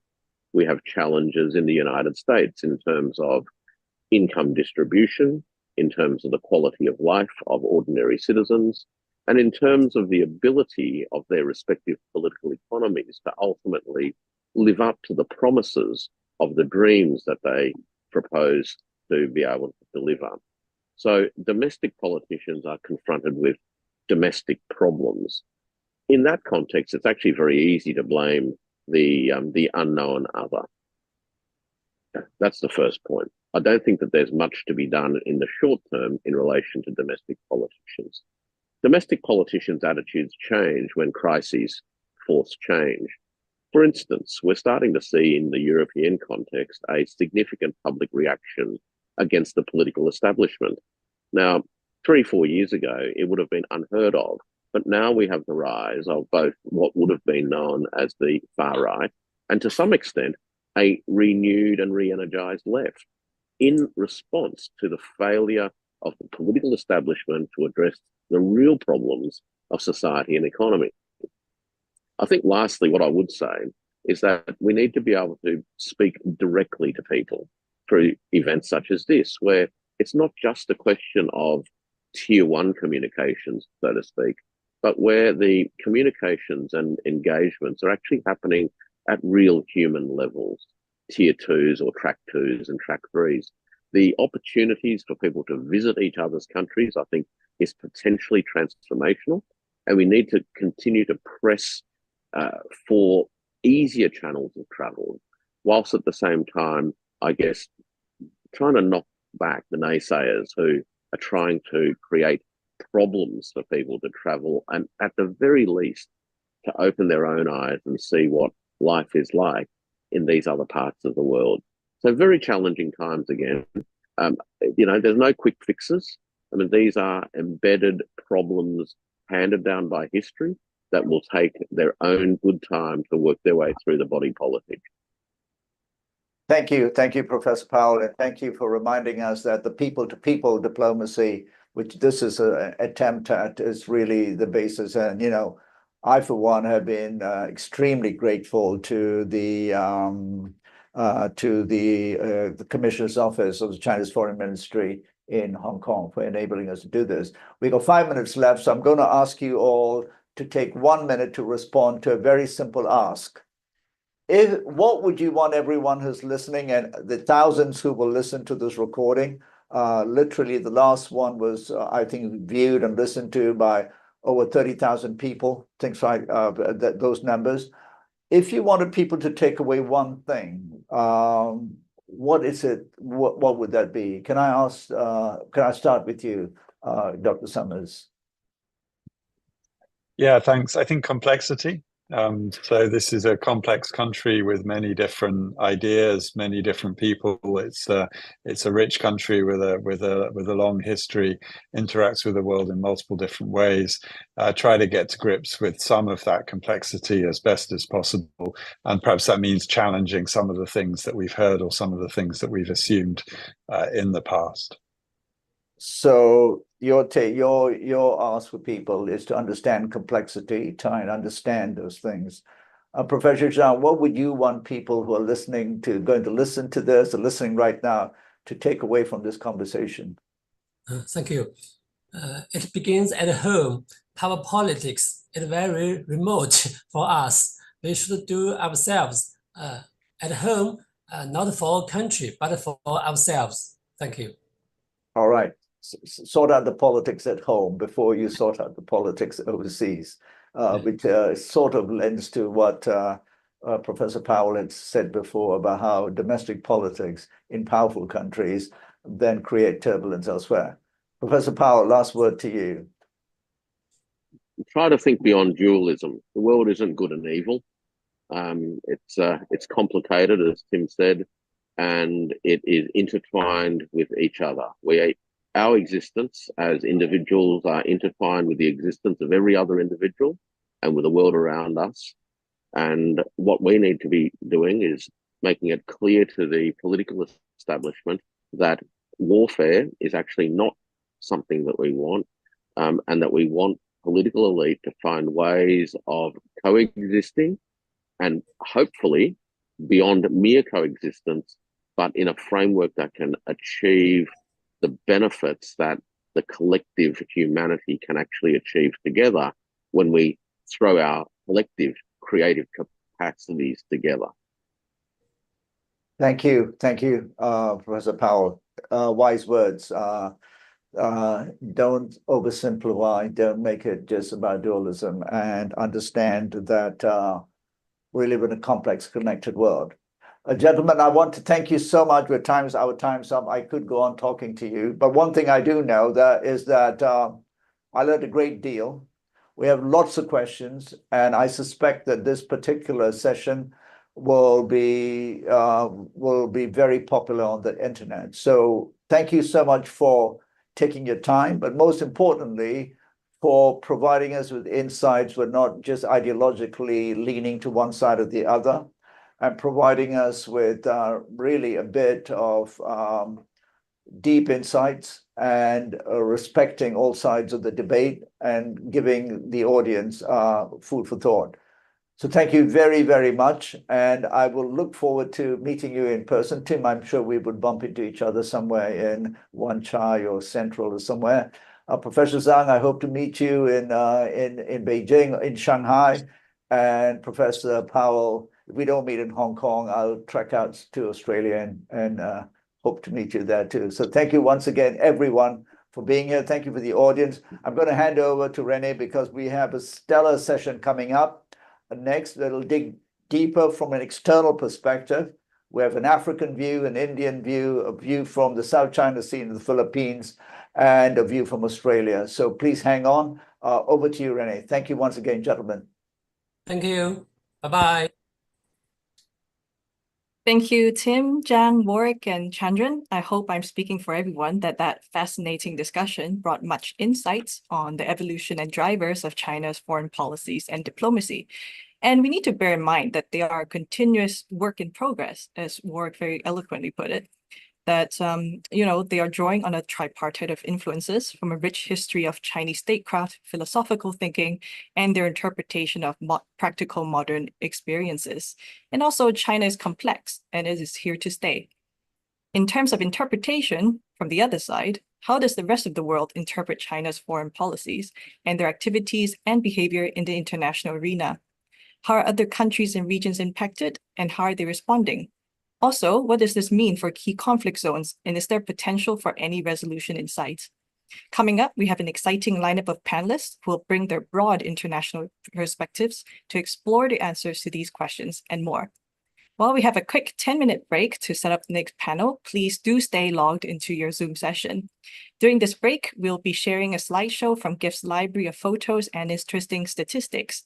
We're running a little bit over time, but I will see you again at around 4:10 or 4:10 p.m. Hong Kong time to watch our last and final panel discussion. Thank you.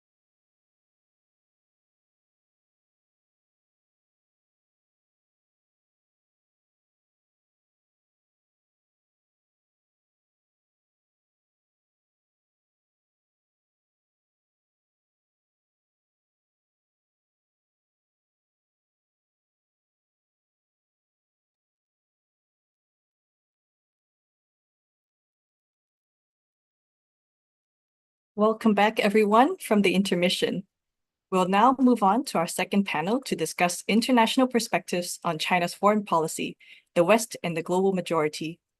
This panel's moderator is Professor Alejandro Reyes, Senior Fellow at the Center on Contemporary China and the World, and Adjunct Professor of the Department of Politics and Public Administration at the University of Hong Kong.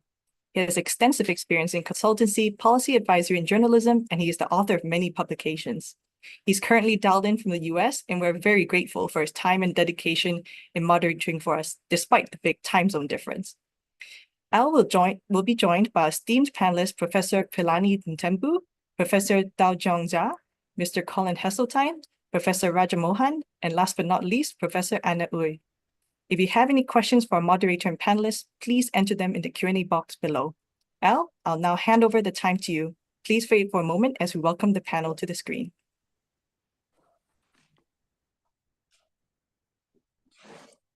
Yes, thank you very much, Renee.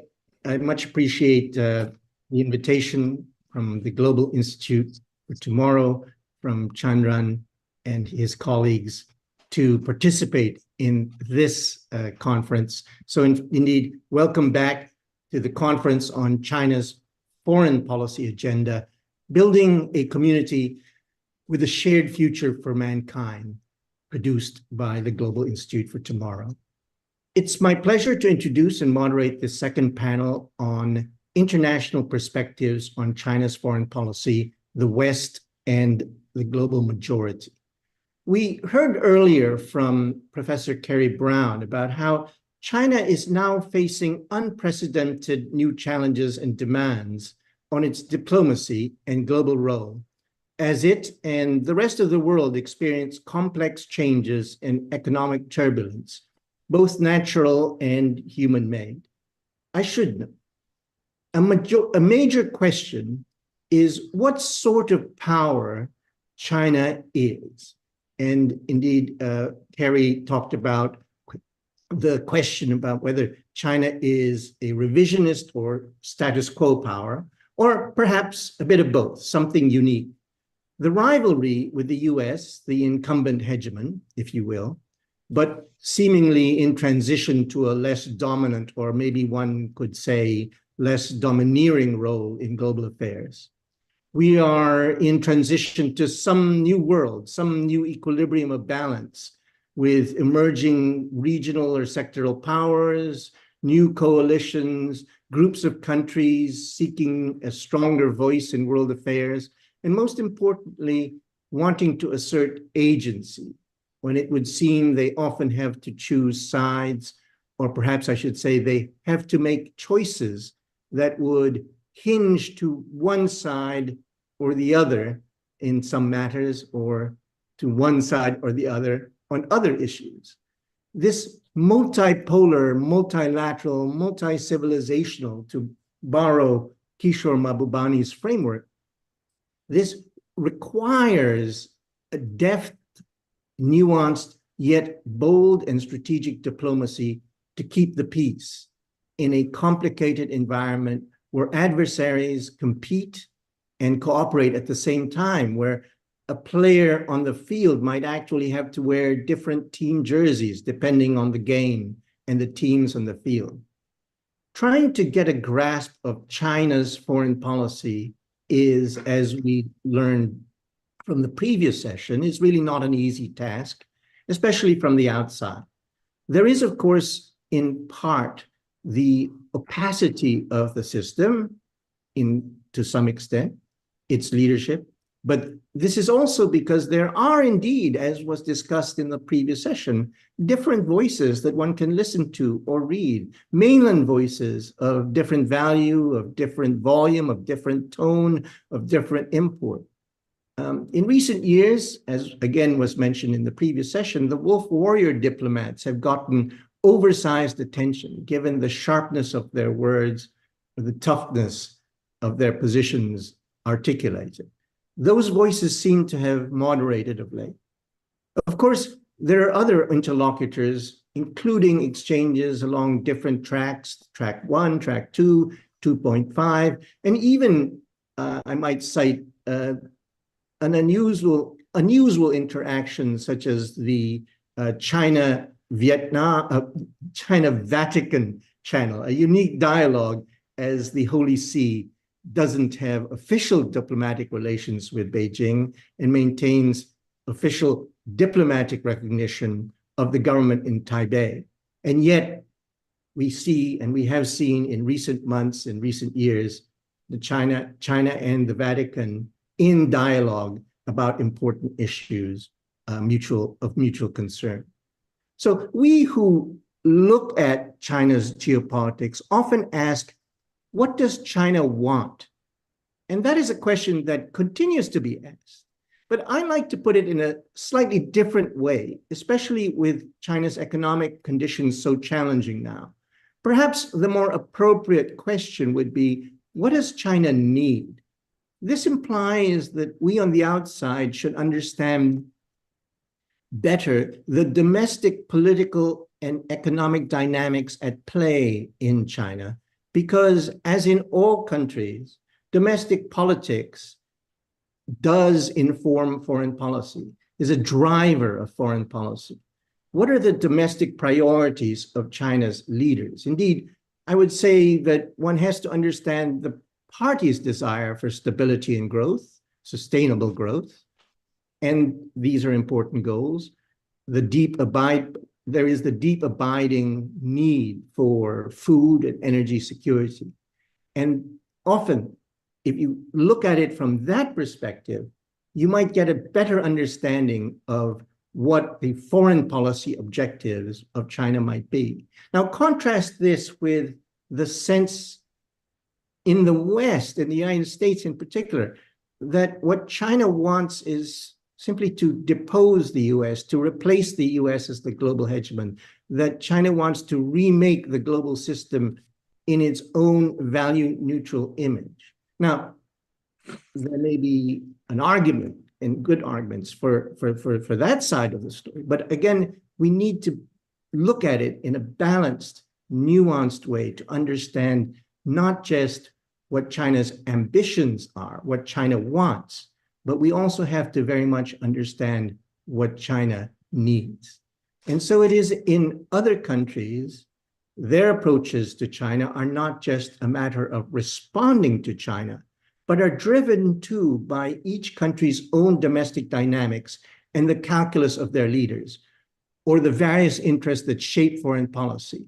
So the point is that understanding these international relationships requires a lot of study and consideration.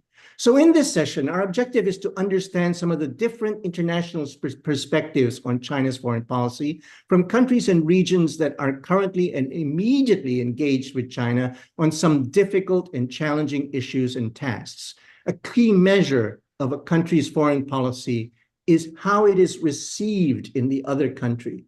The quality of diplomacy is in the response or attitude of its recipient.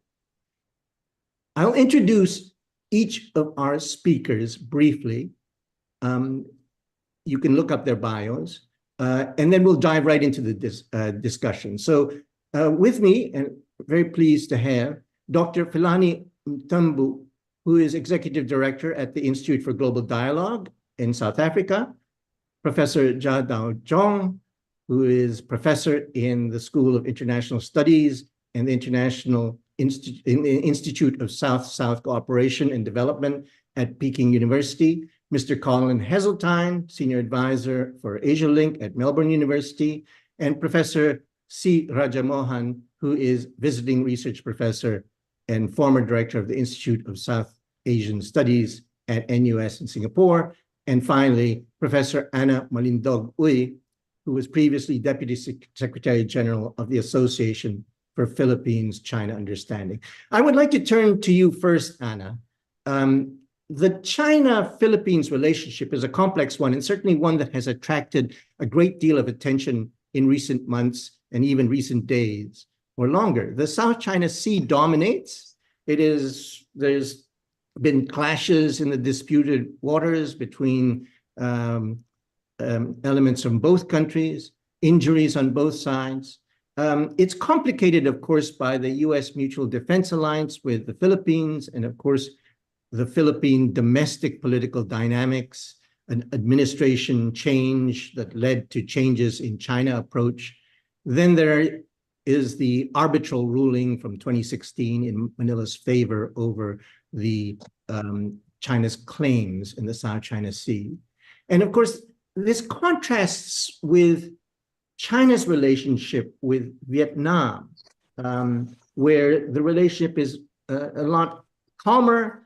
There are the same issues of territorial disputes, and yet there's a strong economic relationship, but the quality of the relationship has been different. So, Anna, my question for you is, can you give us a sense of the Philippine perspective on China's approach to Manila? That how are Filipinos looking at China's foreign policy and trying to understand what China wants, what China is trying to do, what China is, why China and the Philippines are at these loggerheads, at this impasse, and of course, with the United States looming over everything. Thank you, Anna. Thank you.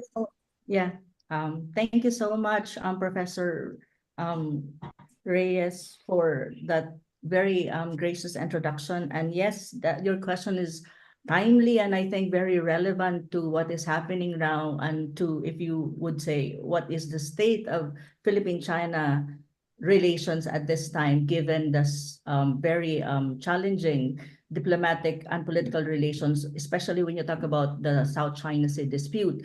So if you ask me as to what is the perception of majority of Filipinos vis-a-vis China, especially when you talk about the South China Sea, I would be very frank to say that it's not as bright or as positive as we can say, but that doesn't mean as well that the whole of the Philippines would see China in a negative light. I think there is a debate at the moment inside the country, inside my country, the Philippines, as to what is really the contention in the South China Sea and how the Philippines would approach the dispute in the South China Sea in the context of the geopolitical dynamics that is happening between China and the United States. Because as you can see, the Philippines is like the battleground at the moment in Asia when you talk about this rivalry and competition. So in a way, I would describe that, you know, from time to time, there's such a thing as hate and love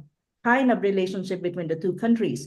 But at the moment, I would also say that on the positive side, there are different areas and avenues by which the Philippines and China can discuss and talk and, you know, and try to bridge this kind of misunderstanding and this kind of tension between the two countries in the South China Sea. Because if you really look at the Philippine-China relation, it's not just about the South China Sea, though the South China Sea dispute is more prominent, and I think it's being more pronounced precisely because of the media. I mean, the mainstream media in my country and even the Western media is you know, projecting it too much.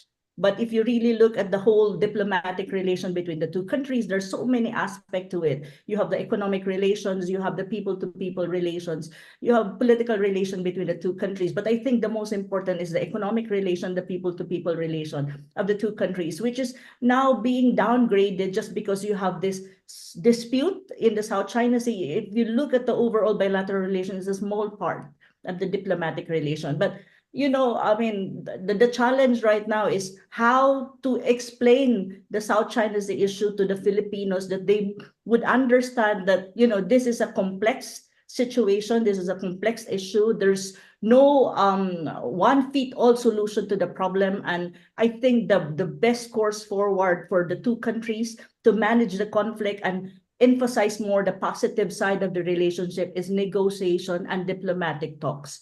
And I think that is the challenge in our side as a country. And we're trying, of course, people like me, we're trying to educate the public, the Filipino public in this regard. And I think when you talk about perception of China, when you talk about economics, I think there's a big chunk of the population that recognize that China is indeed an economic powerhouse, and we need China for our economic development as a partner. As you can see, China is our largest trading partner. However, every time the dispute comes into the picture, this kind of positive view of China is somewhat diluted to a certain extent.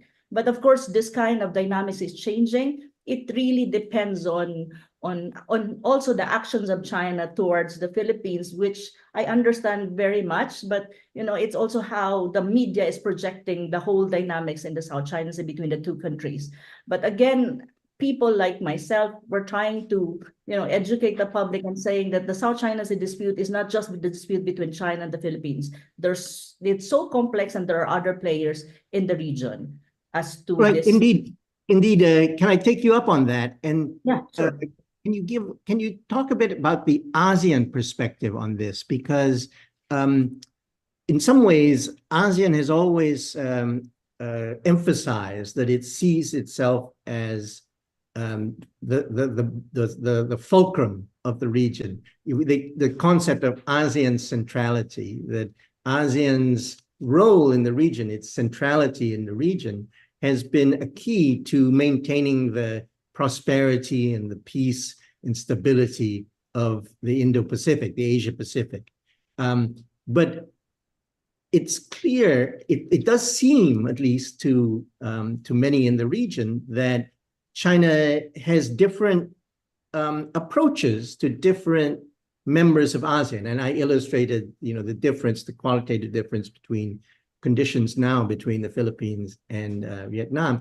I'm wondering if you could talk about that, because again, there are those in ASEAN who say, well, China's ambition is to divide and conquer. You divide the Southeast Asian ASEAN countries, and therefore you can control them, or at least influence them, or at least drive ASEAN's approach by choosing your friends and keeping them very close, and having difficult relationships with the less friendly countries. I would have a different perspective as to that regard. I've been attending many meetings with ASEAN counterparts, at least at the level of think tanks. As far as I'm concerned, when you talk about the ASEAN countries and vis-a-vis the South China Sea issue, and even vis-a-vis relationship with China, I think there's a unanimous some kind of recognition and acknowledgement that China is an important economic partner and trade partner of ASEAN countries, even of my country, the Philippines. And I think I think there's a recognition, at least among ASEAN member states and even among ASEAN nationals like myself, because I'm from the Philippines. The Philippines is part of ASEAN. That China recognized ASEAN centrality when you talk about resolving dispute at the regional level, at least at the ASEAN level. And I think that is a very prominent kind of perspective coming from ASEAN countries. When you talk about the South China Sea, there is somewhat a recognition among ASEAN think tanks, ASEAN people, that, of course, except my country, the Philippines right now, because it has a very challenging relationship with China. But there is this recognition that the only way you can solve the South China Sea is through negotiation, diplomatic and peaceful negotiation. And also that the ASEAN region should maintain peace and stability, and external forces should not interfere in the dispute as much as possible. And of course, there are differences when you talk about how China relates with different countries in ASEAN. It depends really on the government. It depends really on the priorities of the government of each ASEAN countries. But what I see is the relationship of ASEAN countries with China is built more on economic and trade. And I think there is this recognition that ASEAN country benefits from China when you talk about economics and trade. And that is very, so far with my, exchanges and interaction with my ASEAN counterparts. That's always been our discussion, and it's always there. It's just that I think there are different approaches. China approached different countries based on its own relationship with them. Thank you. Indeed, one must remember, I mean, with regard to, say, the Belt and Road Initiative, yes, we've seen some signature Belt and Road projects across the region, in Indonesia, in Laos, and elsewhere, and of course in Malaysia. Very recently, there was an assertion, a recommitment to the BRI. Thank you very much. And if I might shift to our colleague, Professor Raja Mohan, because in hearing what Professor Malindog-Uy was telling us, Dr. Malindog-Uy was telling us, there's similarities here. India and China, they too have border disputes, and indeed real clashes, bloody clashes that recently, not long ago, and they continue, I think. I'm wondering if you could address the same issue. How do you see from your vantage point, how do you see China's approach, not just to India, but indeed to the region and to the world? No, I think we are going through a very, very difficult moment between India and China. 4 years ago, in the summer of 2020, as you referred to, there was a major clash leading to deaths on both sides in the high Himalayas at around 17,000 feet. Since then, both sides have deployed large numbers of troops, which are really face-to-face in many areas. And I think India, on its part, surprised by the Chinese incursion, has largely cut off political dialogue. Essentially, what India-China are talking is really how to defuse the military situation. India has also imposed some economic measures against China to raise the cost for what China has done. So I think it's been a period of difficulty for both sides. There's some good news that the two sides are supposed to be inching towards some kind of a disengagement, completing the disengagement. People expect that when Mr. Modi meets Xi Jinping on the margins of the BRICS, maybe there will be a breakthrough. But I think the problem is deeper. I mean, I think the territorial dispute goes back, right to the beginning of the emergence of China and India as independent countries. And then on top of it, what we've seen happen in the last 10 years is really both sides have built up the military infrastructure on the border. What used to be a disputed but not militarized border today has become intensely militarized. So I think Delhi, the view is this, I'll be frank and tell you, Indians were surprised why China decided to move its troops in large numbers in violation of all the previous agreements. There were a range of agreements the two sides had signed. You won't move large number of troops, prior notification, all the familiar confidence building measures were in place. Now, what India says, look, China violated these agreements. But the Chinese, I think, say that, look, we are just going through our claims. I think that's where we are. And I think my view is that the relative balance of power on the military side has shifted in China's favor, probably among all its neighbors. There's some sense that China wants to redeem its claims, the historic claims. And I think that puts it at odds with India, which is not going to simply back down, has pushed back. And that's where we are. We're trying to find a way to diffuse the situation. And I think what this clash has done is really fundamentally changed the perception of China and India. 4 years ago, there was general goodwill for China. There's a sense that India and China can work together in the world. But today, many people in India would see China as a challenge, if not a threat. And that dealing with the threat has become the principal preoccupation for India's national security strategy. So all the talk, I mean, you mentioned the community of common destiny, China's ambition to play a larger role. But if it does not deal with its territorial disputes in a peaceful manner, it will be very skeptical. I mean, for many of us would be very skeptical to believe the high-flown rhetoric. The practice on the ground is use of force to unilaterally change borders. And I think, hopefully, this will lead to a clear recognition in Beijing that borders cannot be changed by use of force. And I think that's the first principle of any international order, Western, non-Western. And I think if we don't respect that principle, I think countries are afraid of China, about Chinese military power. They will take countervailing actions, which is what we see happen. India has gone closer to the US since this attack. So that's where we are. I think countries are not going to stay in a vacuum. India fears Chinese military power and is willing to take countervailing actions, both unilaterally as well as build coalitions with other countries.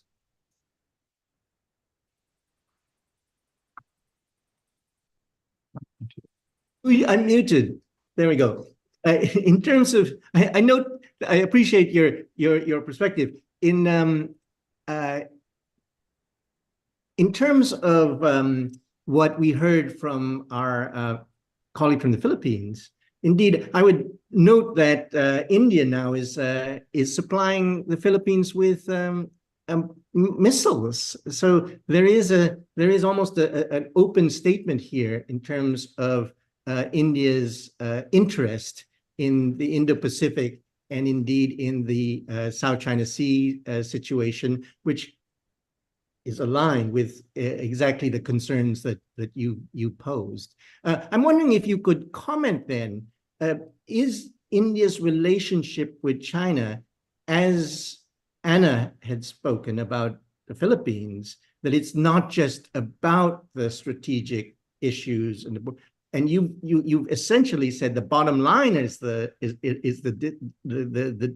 border disputes, but are we seeing developments in the other aspects of the relationship? I note that, of course, there's the BRICS and there's the Shanghai, the SEO, and there are other organizations in which China and India do interact quite well.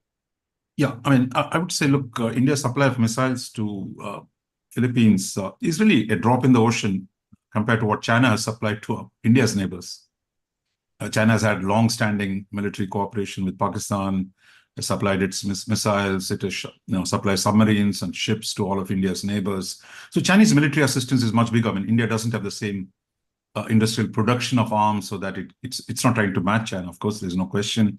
So it is I would say that's really what you mentioned about India's BrahMos sale to Philippines is really about China's neighbors are networking with each other.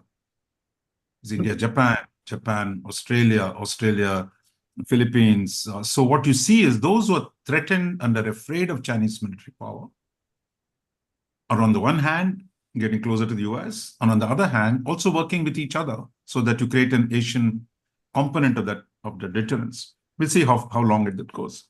Are there other things between India and China? There were many things, but unfortunately, some of the other things which should have counterbalanced the military problem are exacerbating the problem. So on the economic domain, India has a big trade with China, at almost $130 billion, out of which $100 billion is the deficit in China's favor. So contrary to the general theory that economics could be a balancer to the political problems, here the economic issue itself has become a problem. And given the China's dramatic export surge that is taking place, for India then, can it give $100 billion a year, gift it to the Chinese every year, which is the crude way of saying the consequence of a permanent trade deficit of that scale. So what is India trying to do? It is trying to reduce its exposure. We've not had much success. Emphasize more self-reliance, more production of goods within India, and work with the other countries to reduce the reliance on the Chinese supply chains. So unfortunately, the economic thing there are problems on the economic domain which are germane in themselves, so they don't really help. We sit in multilateral organizations, in a large number of them together. In the 90s, 2000s, we thought India and China can work together to deal with the world. But today, I think as India-China contradictions multiply, there are the value of these organizations is being openly questioned in India. For example, India does not support the Belt and Road Initiative. So when the Shanghai Cooperation Organization has to say BRI is such a great idea, they have to mention the other 7 countries, and India won't sign on to that piece of sentence. So I think there are much deeper structural problems between India and China.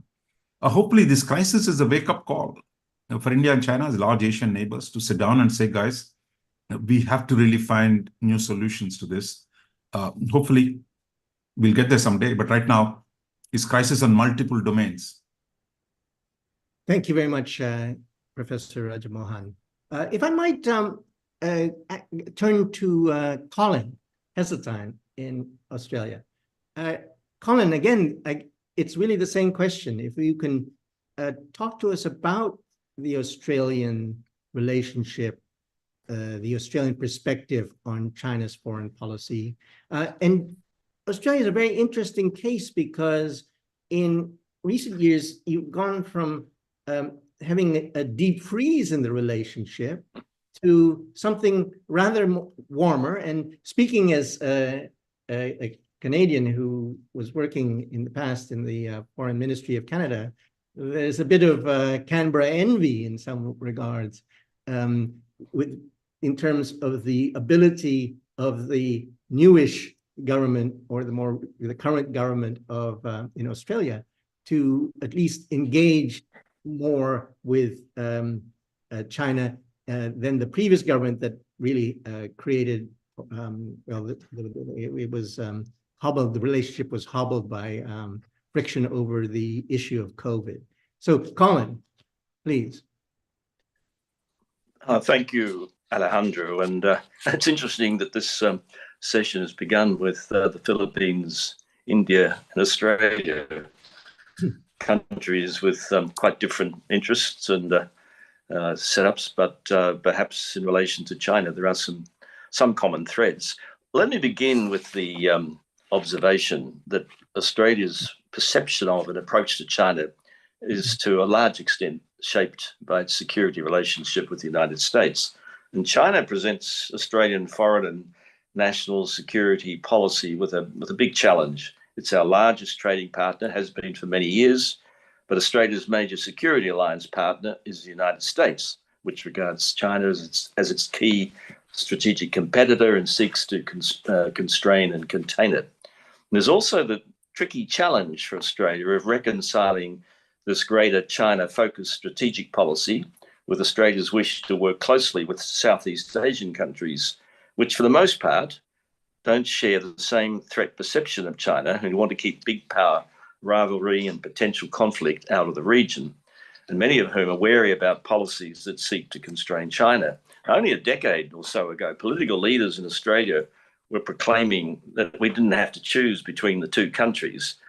That has now effectively changed. Australia's clearly locked into an upgraded security relationship with the US, including through AUKUS, increased US Marine rotations in Northern Australia, joint actions with the US and the Philippines in the South China Sea, and so on. Australian political leaders speak of Australia's concerns about China's military buildup, the largest in the world since 1945, according to our Defence Minister, all without transparency or reassurances to the region. Now, there's been little public debate and discussion in Australia about this paradox. Under AUKUS, Australia is to acquire 8 nuclear-powered submarines from the US and UK, starting in the 2030s, at substantial financial costs. And the main benefit of these would be to provide a vastly improved range and flexibility compared with Australia's current fleet of conventional powered submarines. As such, they would be useful as forward deployed assets integrated into the US war-fighting posture in the Indo-Pacific. In other words, they may be seen less about the direct defence of Australia's coastline and perhaps more about operating a long way offshore. The Australian government states that the main purpose of the nuclear-powered submarines is to act as a deterrent, and therefore it contributes to peace and stability in the region. Clearly, China is the focus of this. Now, there's little deep knowledge or understanding of China among Australians. For many, despite the distance, the perceptions of China are often perceived in binary threat terms. That is the US-China strategic rivalry and Australia's position as a strong ally of the United States. For the US to lose its strategic primacy in the region and for China to be the preeminent but not necessarily sole power leaves many Australians feeling uneasy and even fearful. According to the Lowy Institute's 2024 survey opinion in Australia, 53% see China as more of a security threat than an economic partner. Just 4 years ago, these figures were the other way around. 71% of Australians think it's somewhat likely or very likely that China will become a military threat to Australia in the next 20 years. China's support for Russia's invasion of Ukraine, its activities in the South China Sea, the Taiwan Strait, alleged political interference and cyber attacks and so on, all play into this threat perception. Now, as you've mentioned, Alejandro, Australia's relations with China deteriorated badly from around 2018 for a number of reasons, which I won't go into here. Suffice to say that each side blamed the other. Visits and exchanges came to a standstill. China placed economic sanctions on various Australian exports. And the relationship, to use your own words, Alejandro, went into a deep freeze. Now, the new Labor government that came to power in 2022 set out to stabilise the relationship with the mantra, cooperate where we can, disagree where we must, and pursue the national interest. Now, there's been some success in stabilising the relationship. High-level political visits have resumed. Most of China's economic sanctions against Australian exports have been lifted, and the rhetoric by both sides in describing the relationship has softened quite dramatically.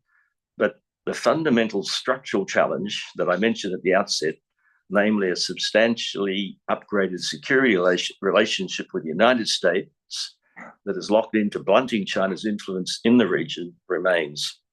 Clearly, the business community in Australia in large part wants to see stabilisation and engagement with China continue, while others, especially in the defence, national security world, emphasise the need for deterrence through the likes of AUKUS, the Quad, and so on. So just to conclude my comments, I don't see this situation changing in the foreseeable future. How it's going to play out, how perhaps with the US election and an incoming president, how that might impact on all of this, of course, the things that remain to be seen. But I don't see any real change of Australian perceptions and policies towards China changing. You're on mute. Yes, there we go. Thank you very much, Colin. If I might pursue the issue of the perception of threat in Australia, of China as a threat. Because one key aspect of that, and I think this is true in other countries, certainly in Canada, about the issue of Chinese interference or perceived interference by China in domestic politics. That's been part of what has shaped Australian perceptions of China, I believe.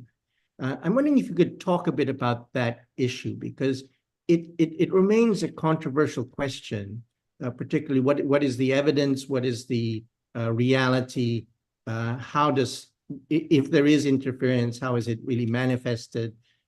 Because that is seen as, to some extent, as part of China's approach to some of the countries in the West in terms of how it manages potentially to interfere in domestic politics, if that's indeed the case. Yeah, well, it's an issue that has certainly attracted a lot of public attention, certainly in the media in Australia. It's the sort of issue that gets a lot of people excited. I think that, it's also important to mention that Australia specifically introduced foreign interference legislation. And although no country is mentioned by name, it's clearly China is one of the main, not necessarily the only, but certainly the main focal point of that legislation. Look, there's been lots of media coverage.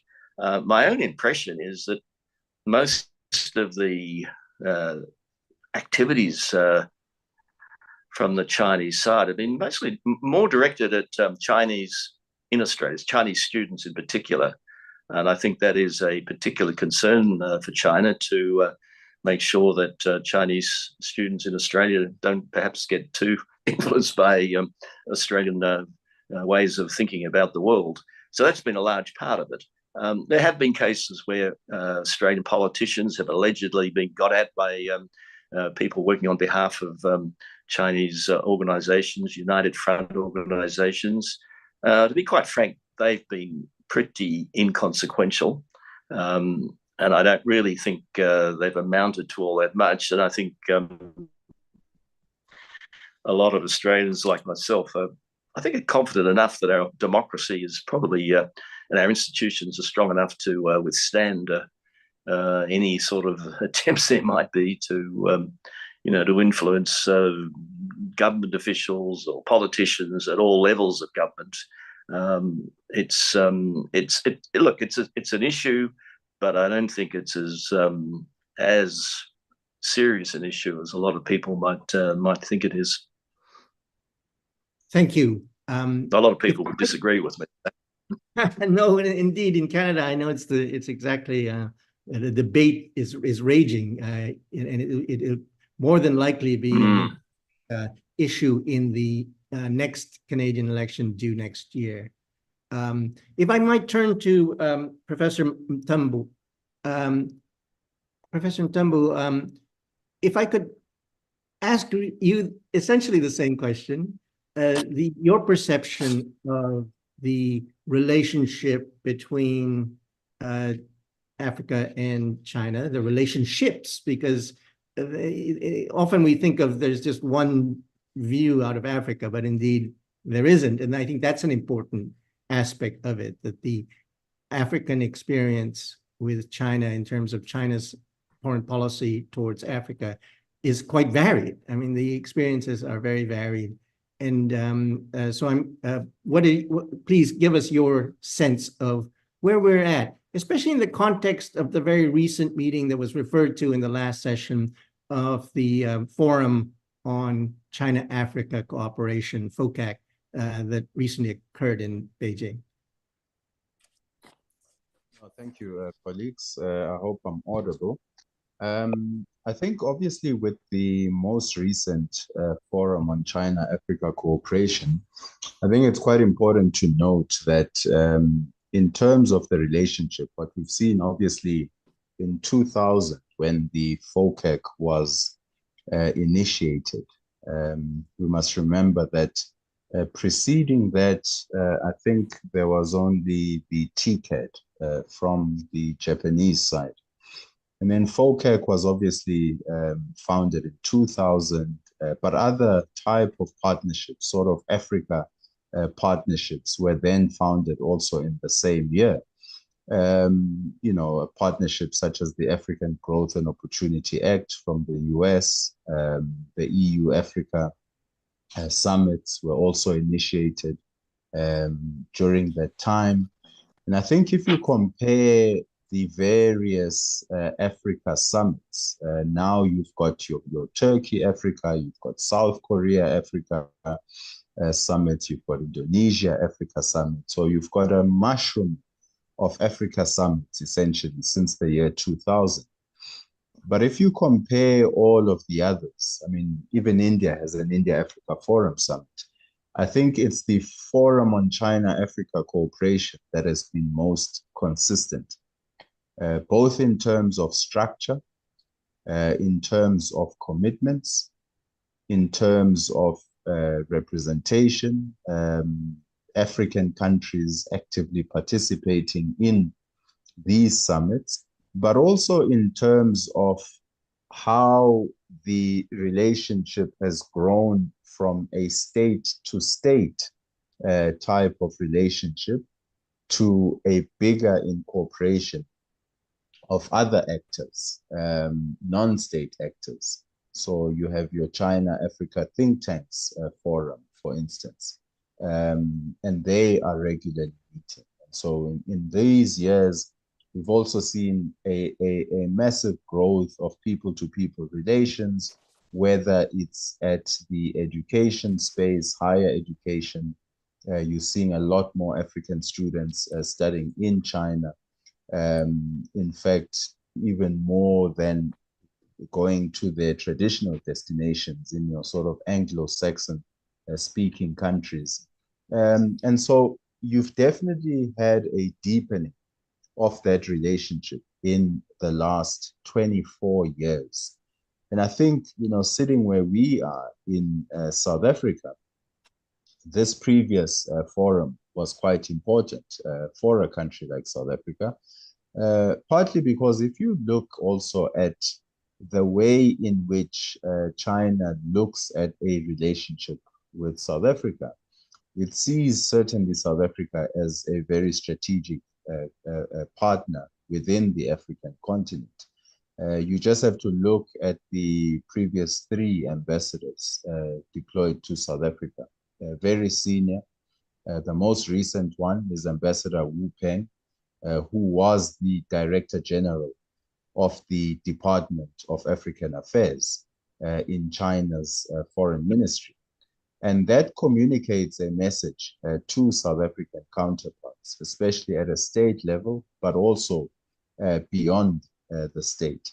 And so you've seen this multiple tracks of diplomacy that have been established in the last 24 years, to the point where even at the level of the embassy, you see that in the past, the embassy was largely engaged in state-to-state relations. But in recent years, there's been a growth in engagement between non-state actors and the embassy of China. And so if you also think about South Africa, it's quite clear that, you know, that President Xi has obviously had 4 state visits to South Africa. The most recent one was prior to the 15th BRICS summit that was hosted in Johannesburg. And then this was recently reciprocated by President Ramaphosa's state visit in the lead up to the Forum on China-Africa Cooperation. And so this relationship, it's important to also note that if you think about, for instance, China-South Africa relations, it's important to note that to a certain extent, China was playing catch-up over the last, let's say, I mean, relations, formal diplomatic relations were established in 1998 when South Africa essentially recognized the One China policy. And since that time, one could argue that China has actually been playing catch-up to some of its counterparts in the West. Because if you look at South Africa's foreign direct investment, over 70% of it comes from members of the European Union and also the United States. But certainly in the last 30 years, China has made a lot of progress in terms of being a source of foreign direct investment. It sort of climbed up the ranks, sitting at around 6th at the moment. But obviously as a trade partner, China has consistently been South Africa's largest trade partner over the last 15 years. And so, you know, this tells you of a growing relationship, not only at a state level, but at a non-state level. There's increasing party-to-party ties, not only with South Africa, but also China, through the Communist Party of China, has supported various party-to-party initiatives within the African continent, including on the training of political parties. And so this relationship, of course, if you compare China's trade, of global trade, and you compare the proportion that Africa takes up, it's a small amount. It's actually almost the equivalent. China's overall trade with Africa is almost equivalent to China's bilateral trade with Vietnam. And here you're talking about a continent, you know, of over 1 billion people. So that puts things into perspective. However, from the African side, the trade and investment relationship and the political relationship with China is actually more important, because they see China as a country that could potentially work with African stakeholders on various global initiatives, such as reforming international financial institutions, the reforming of multilateral institutions, enhancing Africa's voice within these structures. And then just lastly, I think how South Africa, but the elites within South Africa, but also in many African countries, how they see China is the development experience continues to resonate quite strongly with many Africans. And so the fact that China has, achieved various milestones over the past, since the 70s, essentially, and has made huge progress on eradicating extreme poverty. This continues to resonate within the African continent amongst the political elites. And so what they are constantly looking at is how, obviously with the understanding that you cannot replicate the Chinese model within Africa. But having said that, I think there is recognition that there are elements that could be utilized within Africa to enhance Africa's own development. And what you've seen in the last few years is attempts to increase Africa's agency in its relationship with China so that the engagement is better aligned to Africa's own development priorities as outlined through initiatives such as Agenda 2063 of the African Union, but also some of the regional economic communities and their strategic development outlooks. And so the idea of China supporting the development of Africa's regional value chains is something that has increased in importance from the African side. And that's a little bit, I think, of the overview in terms of perceptions in South Africa, but also in Africa on the relationship with China. Thank you. Thank you, Dr. Mthembu. If I might just refer to the elephant trope in the room, which is the criticism that comes from the United States and the West, that what China is engaged in terms of its ODA and its investment and with Africa, as well as in the context of the Belt and Road Initiative, is, and that phrase, debt trap diplomacy. I'm wondering, I think it's necessary to address that topic because that's really foremost in a lot of people's minds when they think about China's work in the global relationship with the global South, and particularly in Africa. No, I think, this issue is more of an issue outside of Africa than it's an issue inside Africa. If you look at, and I mean, this is not about opinion, it's not about, just look at cold facts. The reality is that the debt that most African countries that are sort of in debt distress, most of their debt comes from your Paris Club debtors or creditors. So most of the debt, that African countries are owing, it's actually essentially towards multilateral development banks. It's also towards private creditors in the West. Of course, China would figure there, but China, according to empirical research, the debt that most African countries are holding from China is probably less than 15%. I mean, some figures would point even to 10%. So the overwhelming amount of debt that African countries are facing is really from Western private lenders.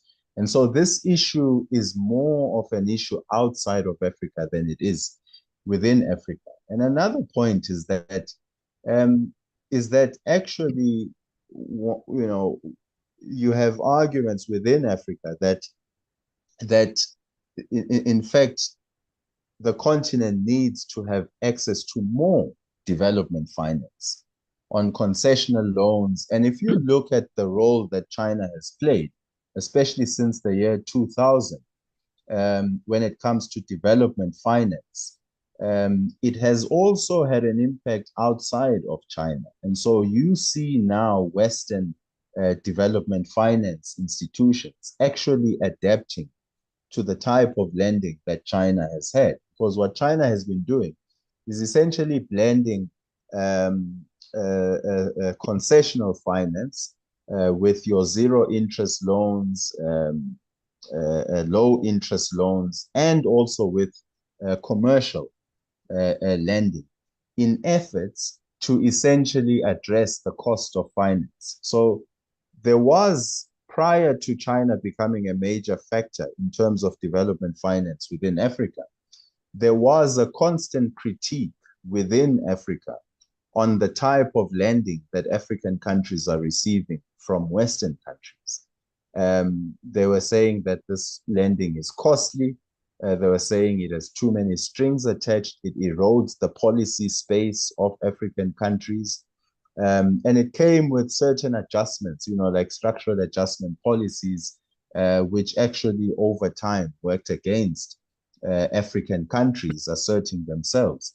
And so this has become important in that regard. Thank you very much. If I might now turn to Professor Zha.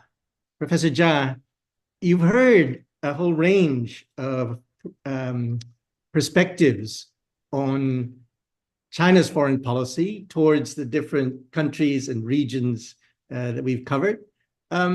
Really, what are your thoughts and your own, I don't mean to make it adversarial or any sort of inquisition or anything like that, but what are your perspectives on what you've heard? Well, before I say anything, I must say I'm not really that up to date on many of the topical issues that was brought up. My area of interest is mainly on development and less on these geopolitical matters. I also tend to stay away from references to everyday issues because partly because it's in the English language has context, has design audiences, has power, and no matter how I myself, and should I say many fellow Chinese, try to learn the English language, we're always behind. And so with that, it's a very important caveat. I listened very carefully, and I think it's possible to organize my thoughts into 4 points. First is that this whole notion of, however you translate into English, community, shared future, really, there's nothing new in it. It's the same old idea as what Sun Yat-sen used to say, 天下大同, but even that expression is open for translation into English. Probably there were actually an entire dissertation talking about how that can be translated in English. So really, it's a different way of saying all are equal. Now, of course, you can come back and argue that was then, and now it's different. As the simple idea saying, the man cannot jump to the same river twice. So, or some may even say whatever I have just said, that Chinese foreign policy thinking has consistency. They may even dismiss it as either propaganda or just another way to influence and manipulate. Now, this is a very important issue because now with machine translation, with the restrictions on travel, and or the inconvenience of travel, you have many who have very sharply worded observations about what they claim to be a Chinese, this or that. And many times we are more confused than foreigners. That's my first point. Second point, why China and the Philippines, China and Vietnam have different relationships over maritime issues, and by extension, China and India. Really, I think there are two issues here fundamentally people don't talk about. One is geography, one is history. China and Vietnam are connected by land. You have the trade and other networks, what Bob Scalapino used to say, a natural economic territory. And between China and the Philippines, these trade and investment networks or human networks are quite thin. I have Filipino colleagues who jokingly say all they can reach is probably across the ocean to Xiamen rather than Beijing. And now, history, what do I mean? Vietnam, because of its, let's say, unfortunate fate from 1965 to 1975, I think the Vietnamese elites and society has that domestic consensus that it's not going to put itself in the center of geopolitical imaginations, or what the Vietnamese pride themselves in saying they conduct bamboo diplomacy. It goes with all directions of wind. In the end, it must have its own roots. Now, we have a Filipino colleague on the panel. I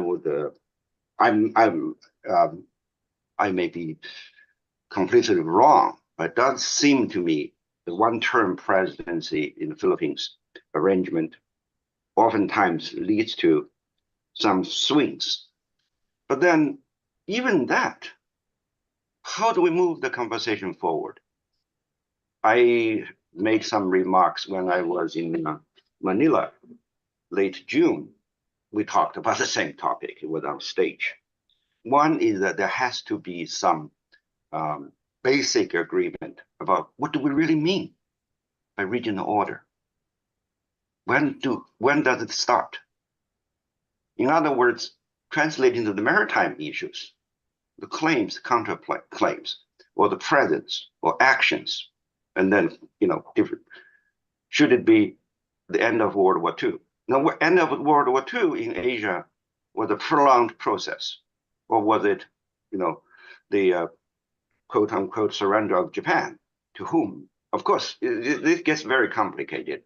Who moved in and who made claims? Then later on, you have law of the sea.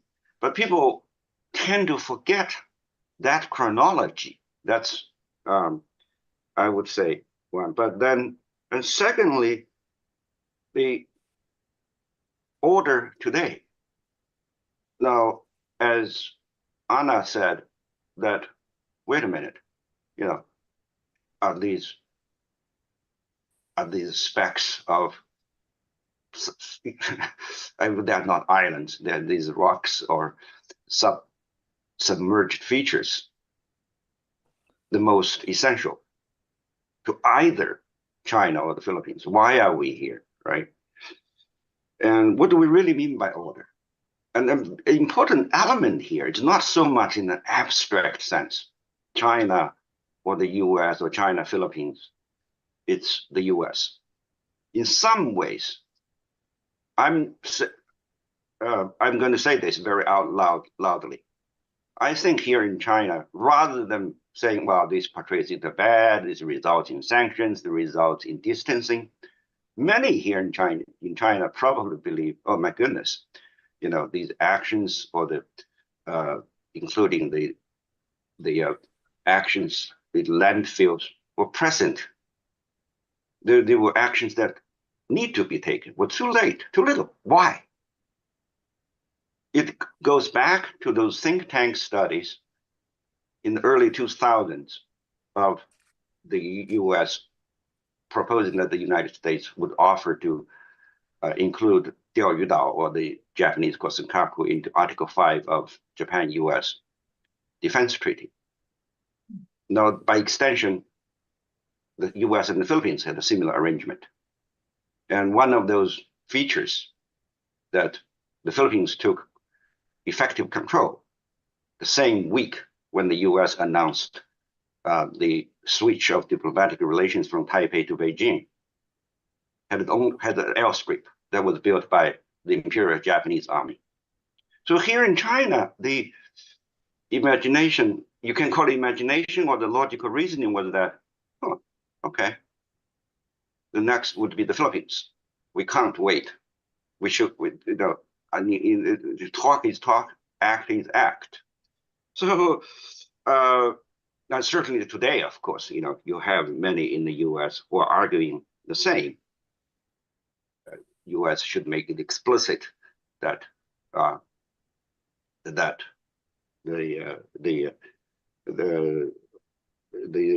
those features in dispute and now should be included in the Article 5. Earlier, our chairman asked about missiles, right? And in that order, so it's a lot of times, you have that very simplistic, and frankly speaking, many of us in China feel tired of engaging in this sort of talk. Is China challenging the US? Or the US challenging China? Is the order, right? When you constantly rewrite something that's to your own convenience, do we get into an argument? Earlier I said you have two other points. Yeah, very quickly. I think before I forget, I would think the challenge for China is less these great power issues or the issues with India or the United States. It's that structurally, our economic growth model is facing real problem. We have accomplished, through international cooperation, we benefited greatly from the process of globalization. We've accomplished improving the shelter and transport for our people, but now moving on to doing the quality of life or domestic consumption or not. That's the most fundamental challenge. Along with this, we have aging, like Japan went through, and also in many ways like the United States at comparable stages of time. Now, the last quick point that has to do with that, I appreciate our speaker from South Africa that said, just wanted to add one quick point here, is that we often forget that there is something called the London Club. These are that represents the private banking sector that literally refuse to,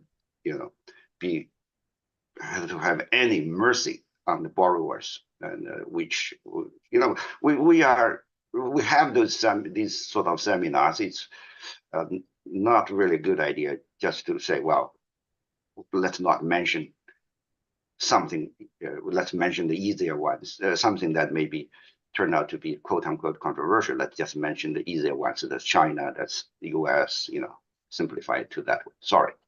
Let me stop. Thank you very much, Professor Zhao. If I might follow up, though, if I could talk about the Global South, to follow on from this discussion about debt. There is this narrative out there that China is seeking to be the voice, a leader of, the representative of the Global South. And there is,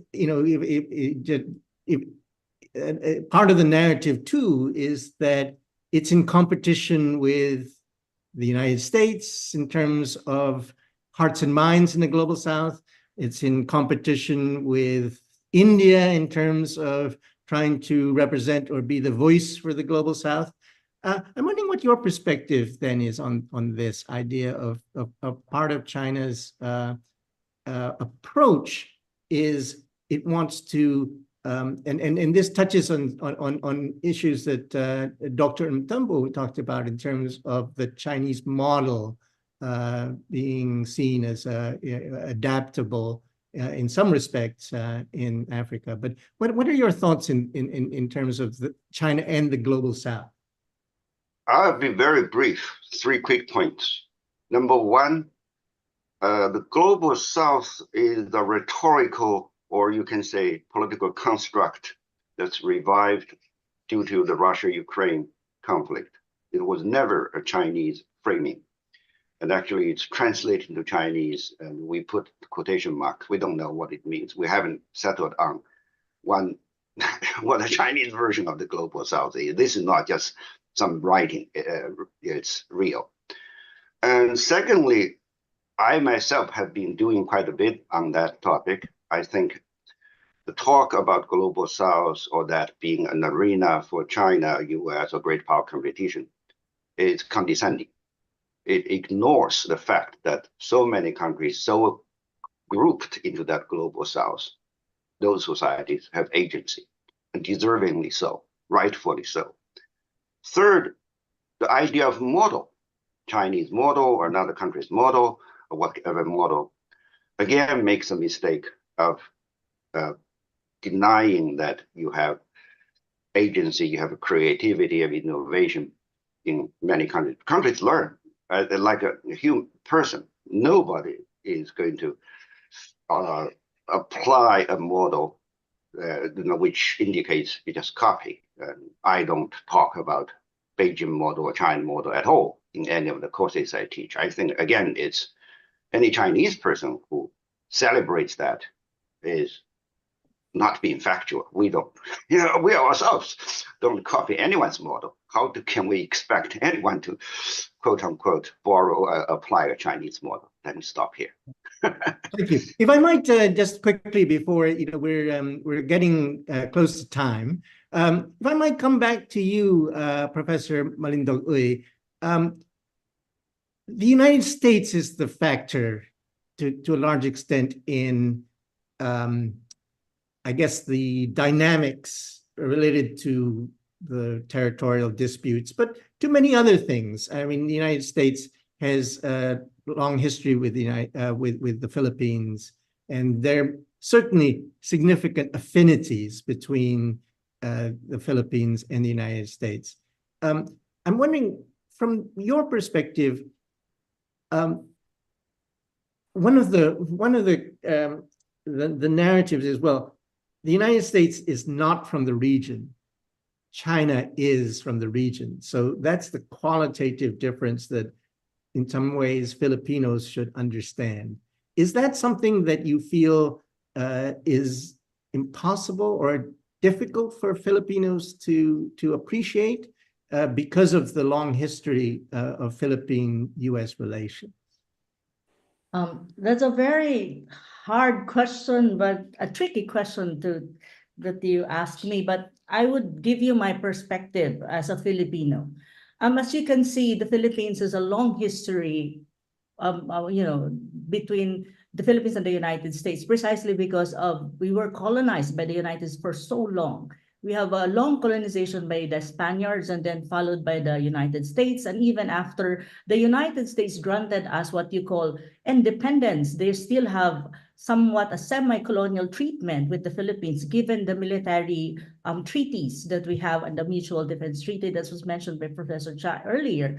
So if you really look at the mindset, and this is more the mindset of Filipinos, I can say frankly that we're very Americanized in every possible way. Why is that? It's precisely because our educational institutions, and the very first university, or even the University of the Philippines where I came from, where I graduated, where I was trained as an academic and even as a researcher and as a person, in terms of being an intellectual to a greater extent, was built by the United States. So if you have that kind of history with the United States, you would understand why Filipinos are much more Americanized. Sometimes I see that we're like an odd people. We're in Asia, but we don't think like Asians. That is something that is very much evident in the Philippines. And how you gonna relate that to foreign policy and what you call geopolitical issues. Well, as you can see, the current administration of Marcos Jr., when you talk about foreign policy, is very much leading to the United States. And that's already something, it's not something that, a secret. It's out there. It's a fact. And the manifestation of that would be, additional EDCA bases and military bases controlled by the United States in the Philippine soil. But what I'm saying is, that is part of our history, and that is also both a positive there's a positive aspect to that, but at the same time there's a negative aspect to that, because for the longest time the Philippines is the longest military outpost of the United States in Asia Pacific. But the world is changing, and as far as I'm concerned, the Philippines should shift its perspective and its foreign policy to more an independent one, to more a balance. I'm not saying that we don't be a friend of the United States, but it should be a balance. Same manner that other countries in ASEAN has a balanced foreign policy, balanced perspective, and try to play with all major players in the region within its national interests. And what are the national interests of my country? It's economic development and prosperity. It's, of course, preservation of our national integrity and sovereignty and development. It's really all about that. So I think what the current administration should do is just, put this national interest at the forefront and play your cards with major powers, including China, with a balanced perspective, with a balanced, relationship, not leaning to one. That's how I see it, really. Thank you. If I might turn to you, Professor Raja Mohan, listening to that actually then brings up the issue of, you were very, very adamant about the need for India and China to, or at least China to come to terms with India with the border dispute.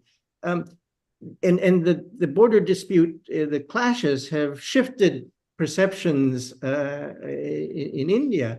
Do you think that then the balancing, because India seems to me in some ways the ultimate in hinging, I wouldn't say non-aligned, but at least a country that's been able to chart its own path and assert its own interests and agency. It's particularly in the aftermath of with the Ukraine war, with Gaza, and many other issues. Is India having difficulty calibrating it, creating that balance, that appropriate balance? No, yeah, I'll come to that. But I just wanted to say something about regions. Yes. Who is in the region, who is out of the region? It's quite a fascinating debate. I know Chinese friends say America is creating the problems in Asia, but the fact is the border disputes exist. Yes. When China was the best friend of the United States, even then the border disputes existed. So to say somehow the border disputes are being triggered by US, we don't need the US to create a problem between India and China. When we had US and China were on the same side, India and Russia were on the other side. So I think to frame the issue of bilateral disputes as something others are triggering, I think is a way of underestimating the importance of resolving bilateral issues. So that's one part. Second, I think... very briefly, if you could. Yeah. Second, I think to say US is not an Asian power is when China goes to Latin America, should we say the same thing? China is not a Latin American power. Or many in India will say, China is not an Indian Ocean power. Oh, Indian Ocean belongs to India. Or the Chinese might say Asia belongs to China, or Asia for Asians. Look, I think we've seen these slogans come and go. China is a global power. China has every right to operate every corner of the world. And it is operating. As an $18 trillion economy, it operates everywhere. So does the US. So I think we should get out of this saying there are some of these exclusive zones in which other powers are not going to come. I think that world is long gone. And I don't think... sticking to Asia for Asians concept actually generates fears that actually China wants to dominate Asia, just as Japan talked about Asian co-prosperity sphere. So if you don't resolve the bilateral disputes, you mobilize a distant power to balance the next door neighbor. So finally, on the agency question, I don't think India has compromised its agency. It is talking to China. It has got a growing partnership with the US. In fact, our model is Deng Xiaoping. that you build your capability, you try to resolve your disputes. So Deng Xiaoping took China close to the West. At the same time, he resolved the disputes with Russia, which is what India wants to do. India wants to grow in partnership with other powers. So we want to emulate Deng Xiaoping. Hopefully, we can get at least 1/10 of what he has done for China. Thank you very much. Colin, very quickly and very briefly, I'm sorry that we're sort of running out of time, but the US question again, I mean, you referred to it. Now, again, one of the elephant tropes in the room is Australia, deputy sheriff in the region for the United States. Is Australia able at least to be balanced in this?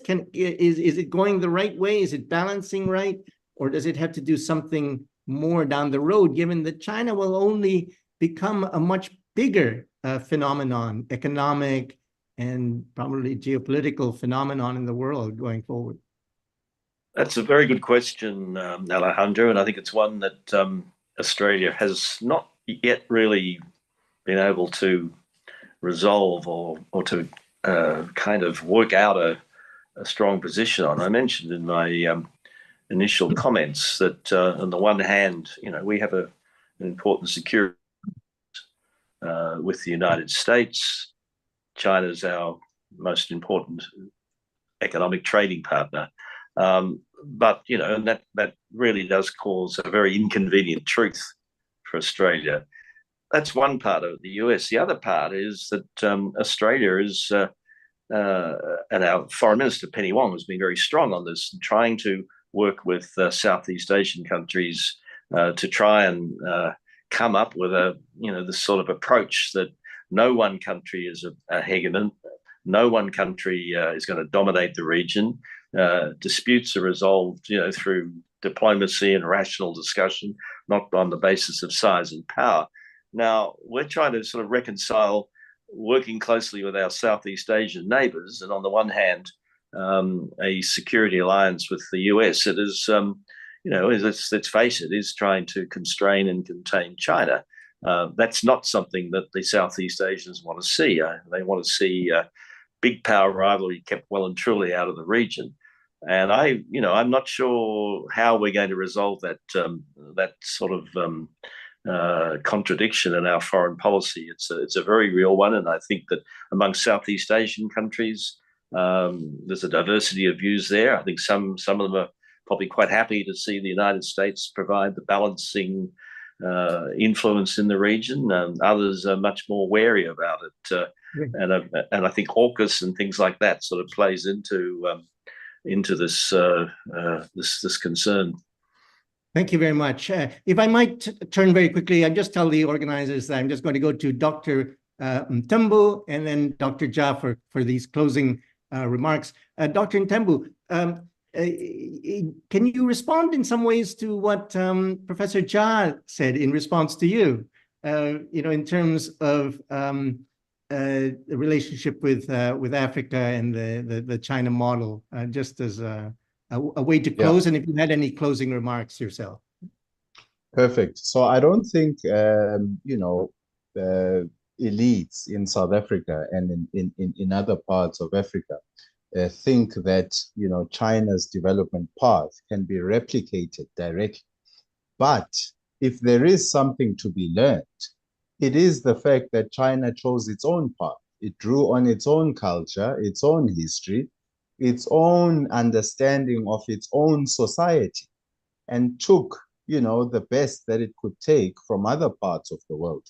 But ultimately, its success comes from within, not from models that are imposed from outside. And that is what Africa can learn.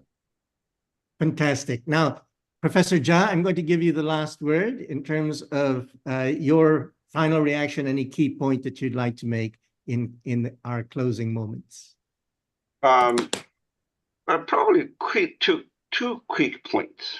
Number one, the international order, world order, regional order is not crumbling. China has a stake in it. It has served China's interest well. There are contentions, but it's way overly simplistic to say that the order needs to be rebuilt because of the so-called emergence or rise of China. That's the resilience in that sort of statement. Secondly, the US has its history, has its interests, or in many ways, you can say legitimate rights to be anywhere it wants. It's an investment the US, its society, citizens decide to make. Now, some of the suggestion that here in China, again, there are nuances in Chinese language.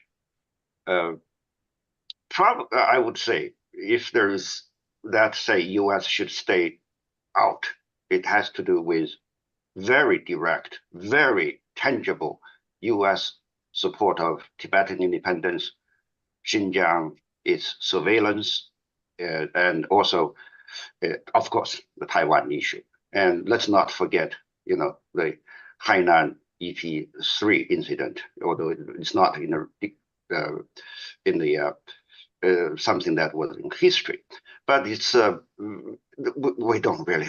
I don't know where that conclusion comes from. That somehow China has say Asia for Asians or Asia for China. That's we can have another debate where that comes from. But thank you very much, Professor Zhang. If I might thank all the panelists. I'm sorry my time management's so bad, but I really appreciate your input, your sharing your thoughts. I would just end with perhaps summarizing it this way. I wrote an article many years ago, and the title of it was, "Whose rules-based international order is it anyway?" And that's a good question to ask, because the West claims it's theirs. They often says the liberal rules-based international order, but has it been all that liberal? Even on the part of the Western liberal countries. This is a matter for a great debate, but whose rules-based international order is it anyway? And where is it going to go? Well, we don't quite know yet. Things work in progress. So thank you. And with that, I'm going to return to Renee Chu with apologies for going over time. Thank you very much, Renee.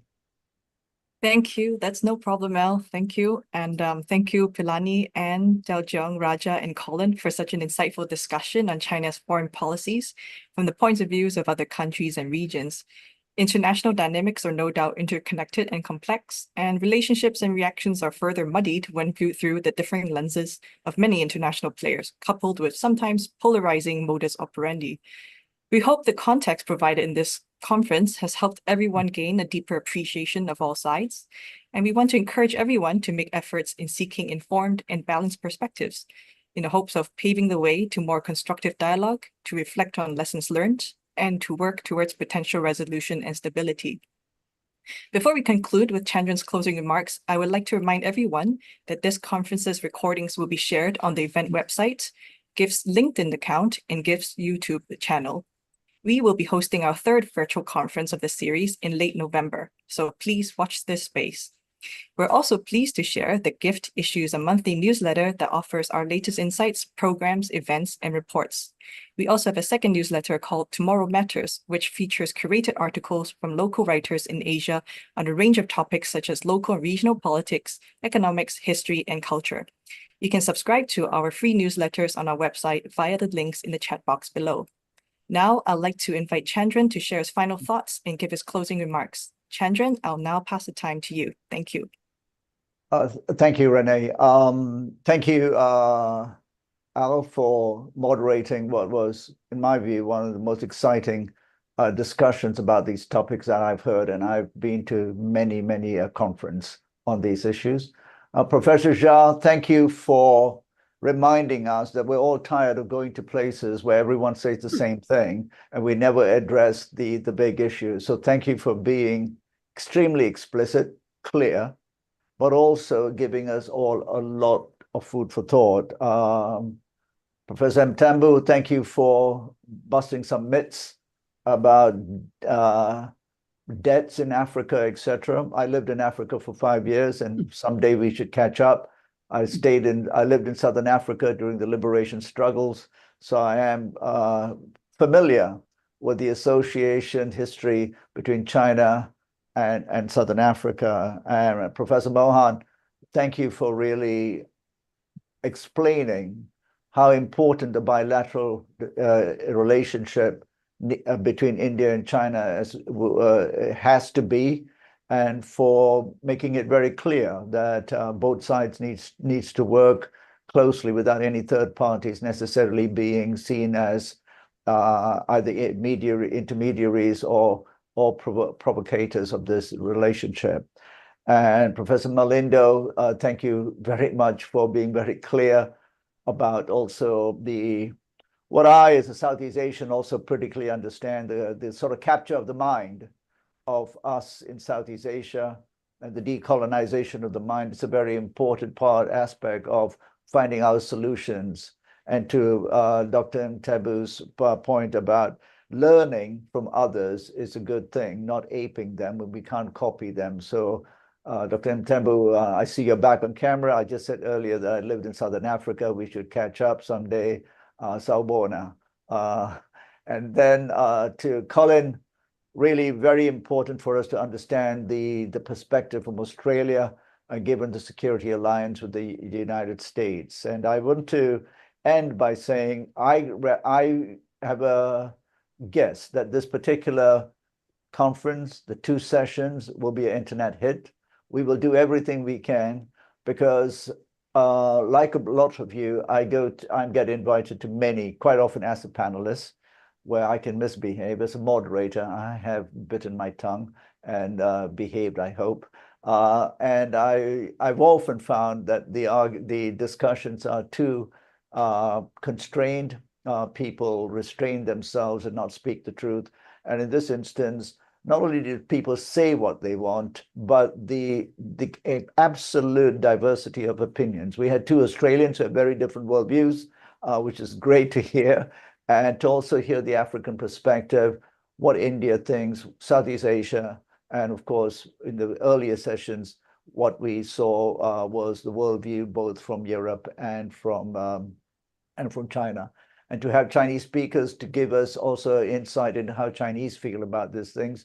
And to, at the same time, all of us, as Professor Shah said, all are equal. And I thought it was very telling that he said there are PhDs written about trying to interpret these Chinese short slogans, which tell you the depth of what we referred to earlier in terms of the philosophical underpinnings of the nation as well. So thank you, everyone, and please keep in touch. We will be in touch with you, and I'm hoping that we can meet in person.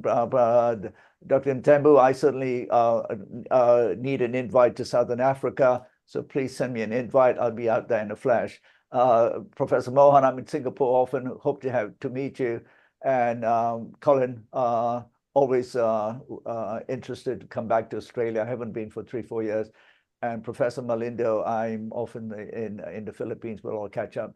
So peace, everyone. Thank you. And we will do everything we can to make this extremely well known. And we will send you the links, and please share it with your networks. But I can't thank you enough for the gems of wisdom. Thank you. Thank you. Yeah. Thank you, Al. Thanks.